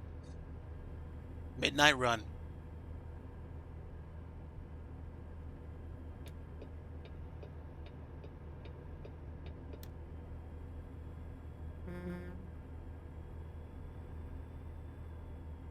Ooh, what's that? Wow.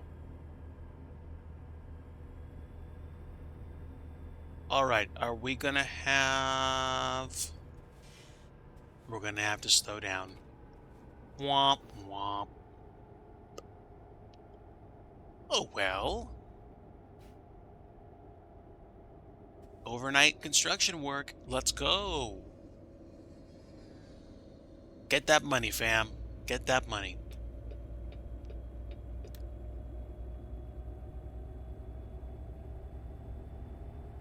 I'm actually thoroughly impressed by how the sim looks these days.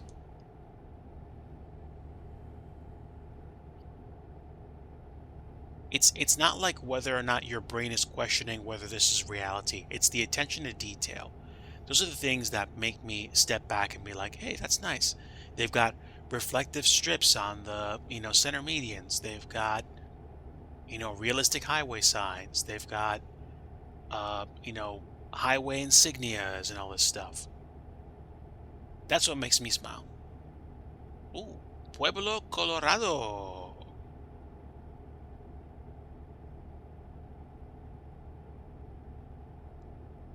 So close. I hear you. I hear you. Considering how far we've come in terms of graphics over the past like 12 years, this is amazing. I'm happy to be, doing the thing.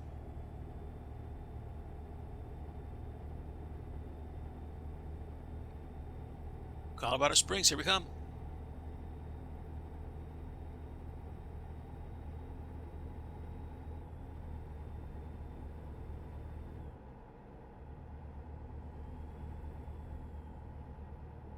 Dix Parkway.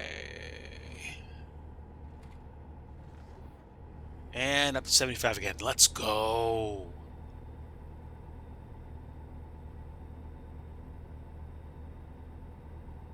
Woohoo, is that a train? Can we catch it?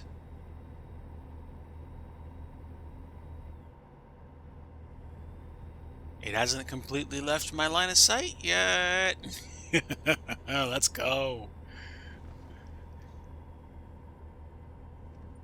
Okay, that's not happening, but that's funny.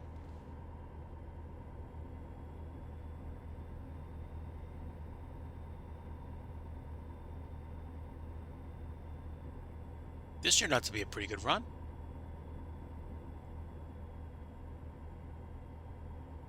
Back in, I think, November or December, I did a long haul flight, a long haul drive from, I think, from Tucson all the way to the Augusta or like, northwestern Washington State tip, and it literally took something on the level of 2.5 literal hours of time. Colorado Springs. We be here, chat.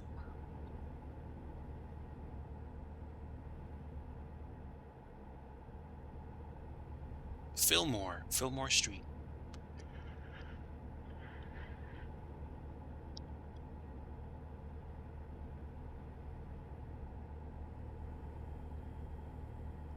So 2 hours, 39 minutes to go of fake time for a projected 9 hour and like some odd minute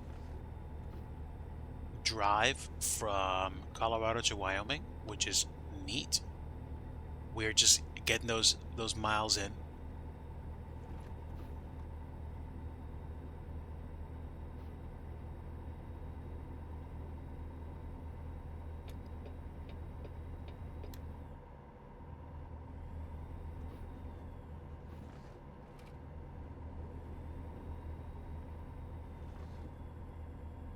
We are hauling. Let's go.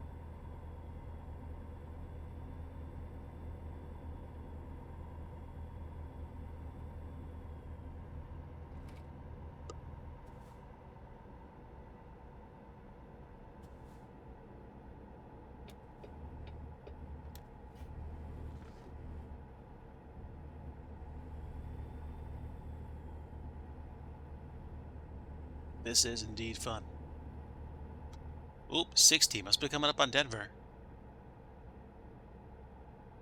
Oh, man. Driving on highways like this takes me back to my younger years.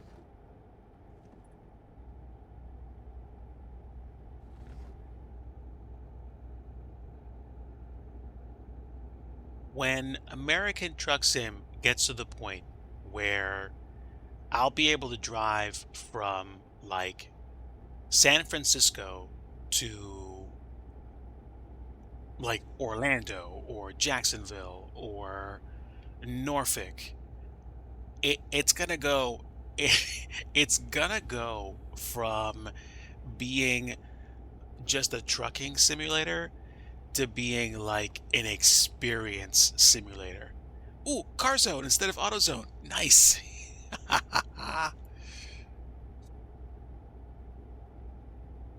I'm I'm I'm quietly looking forward to that.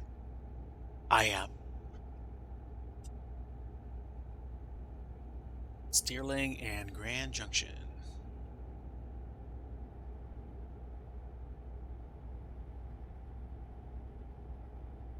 Grand Junction's an interesting place out there in terms of where, like, the geography. Oh, look at that. I'm gonna have to go somewhere else. Random event.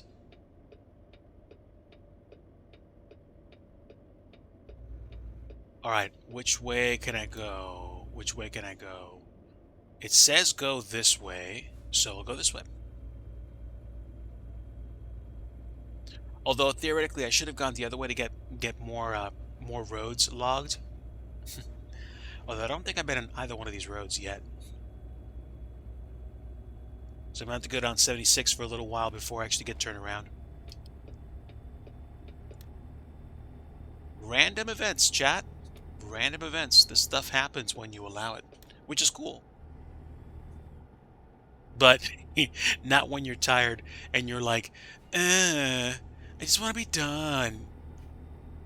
That U-turn thingy looked extremely tempting. I could have just turned around. See? Right there. I could have turned around and be done in like 10 seconds. But it's okay. 2:46 in the morning, we're going to get to our destination with some sunlight. I'm okay with that.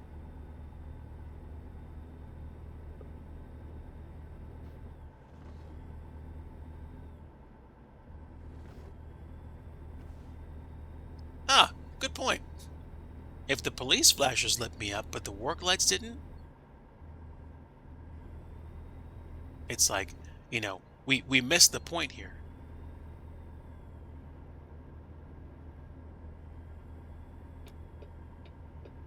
Excuse me, coming through. If I gotta drive like more than 5 literal minutes, I will literally turn around in the dirt median and go back the other way.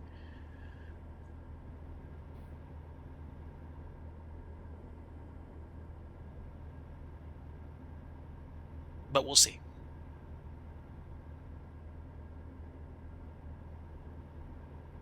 Goodrich and Wiggins. Oh, gotta get off this lane.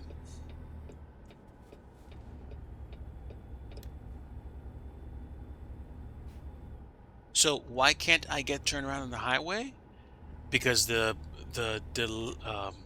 The detour doesn't let me. I knew I should have gone west instead of east. No, I didn't. It just felt that way.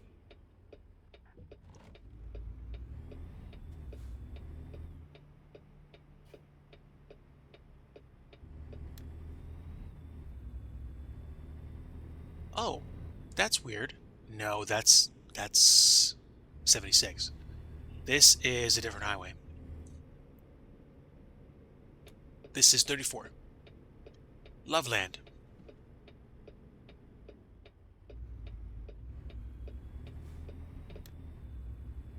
All right, we're going to try this again.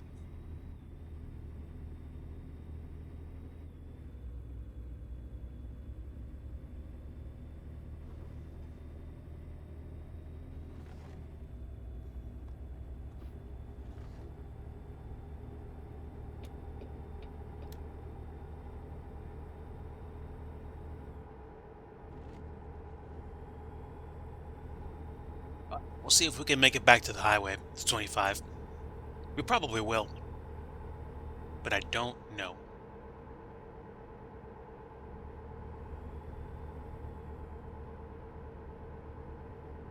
I need to get Montana, Nebraska, Kansas, and Texas to have all the maps again. If I have to buy them all myself, the only one I kind of care about right now is Texas. If I can get them all, I will.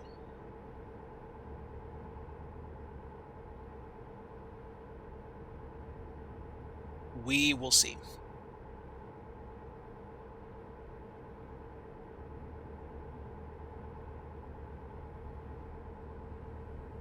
This is neat.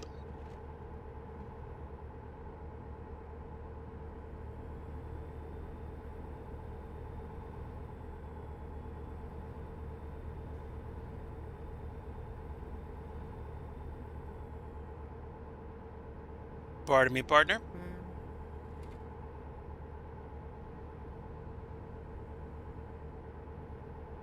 4:04 in the morning in the game, so I do believe we're going to be coming up on some sunlight or some sunshine shortly. Pardon me.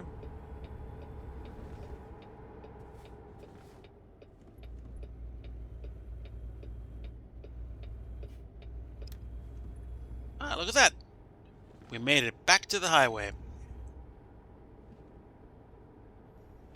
I think.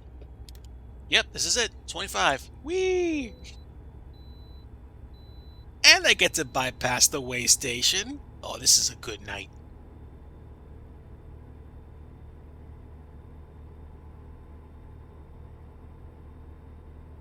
Yes, sir.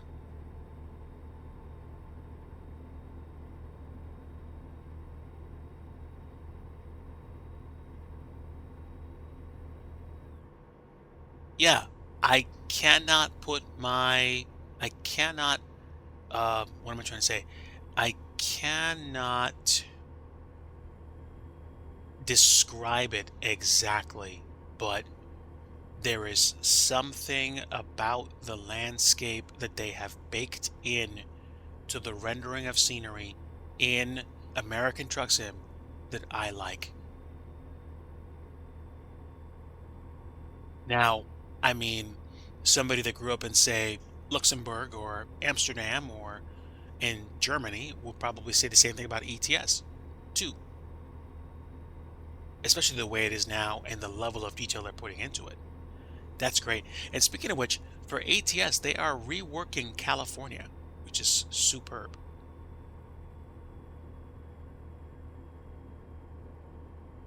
Wow, man, we made it through the night.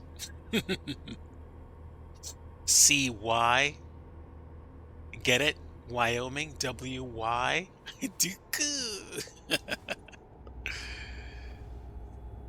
34 miles to Cheyenne. Oh, wow.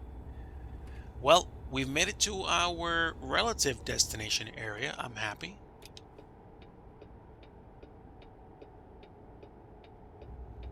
High Plains Road. See you, folks. All right, let's see if I have to go to the truck station. I can bypass it. Yay! Da, da, da, da, da. And we go this way. Man, we could use a guardrail right about there. You know what I'm saying? I'm in Wyoming. Sadly, this was not a diverging diamond interchange. But this is a circle. A roundabout? Somehow you made it through.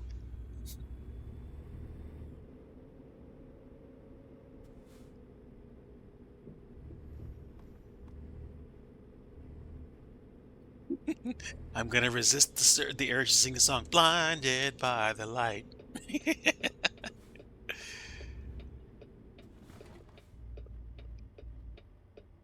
Yeah, you'd think otherwise, but I grew up listening to more than a little bit of classic rock, so rail export. We made it.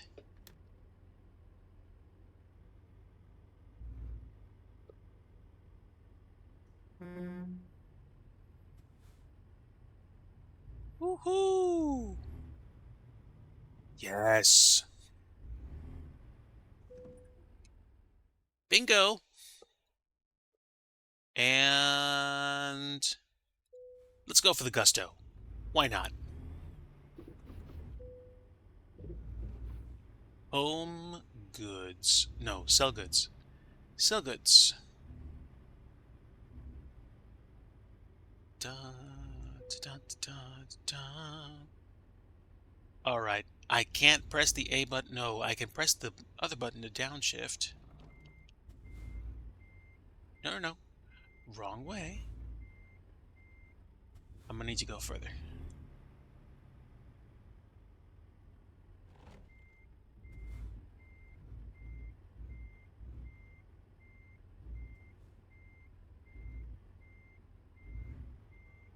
All right. Is this gonna work?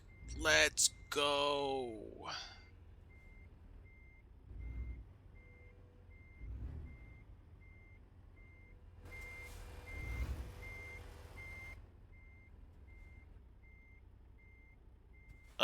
Actually, yeah.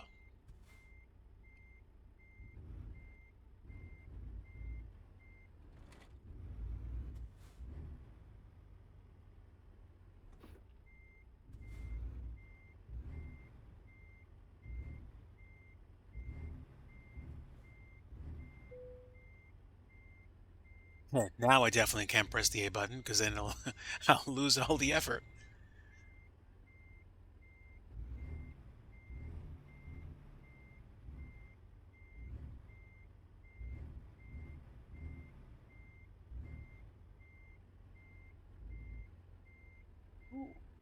Close on the right side.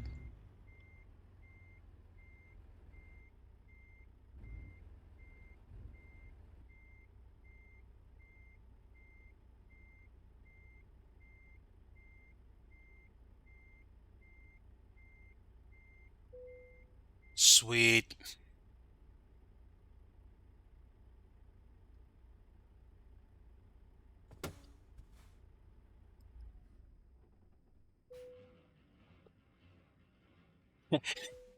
No external taxi. Maybe that should be a redeem.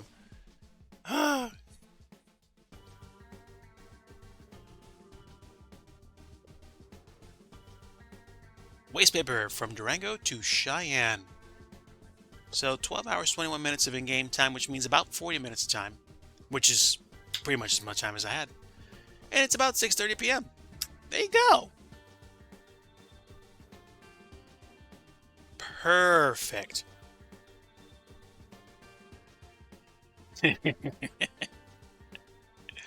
But we made it.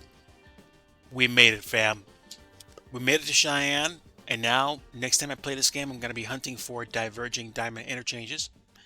But for tonight, I'm going to go ahead and call it. Let me see how long I've been. Wow, 3 hours, 41 minutes. Not bad for streaming. Some interesting adventures in Europe and some great adventures in Arizona, Colorado, and Wyoming.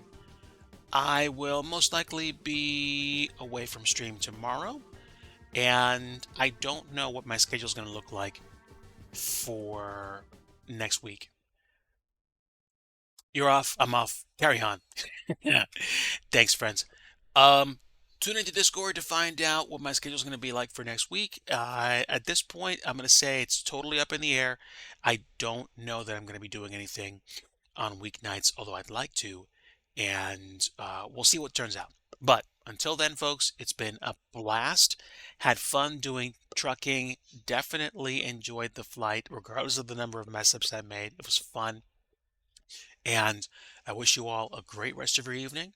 Like I always like to say, if you don't have peace, you want the Prince of Peace, and that is Jesus Christ. Kev, he is risen indeed. Much love to you guys. Take care. Have a great rest of your evening. It's been a privilege, and I will catch you guys next time.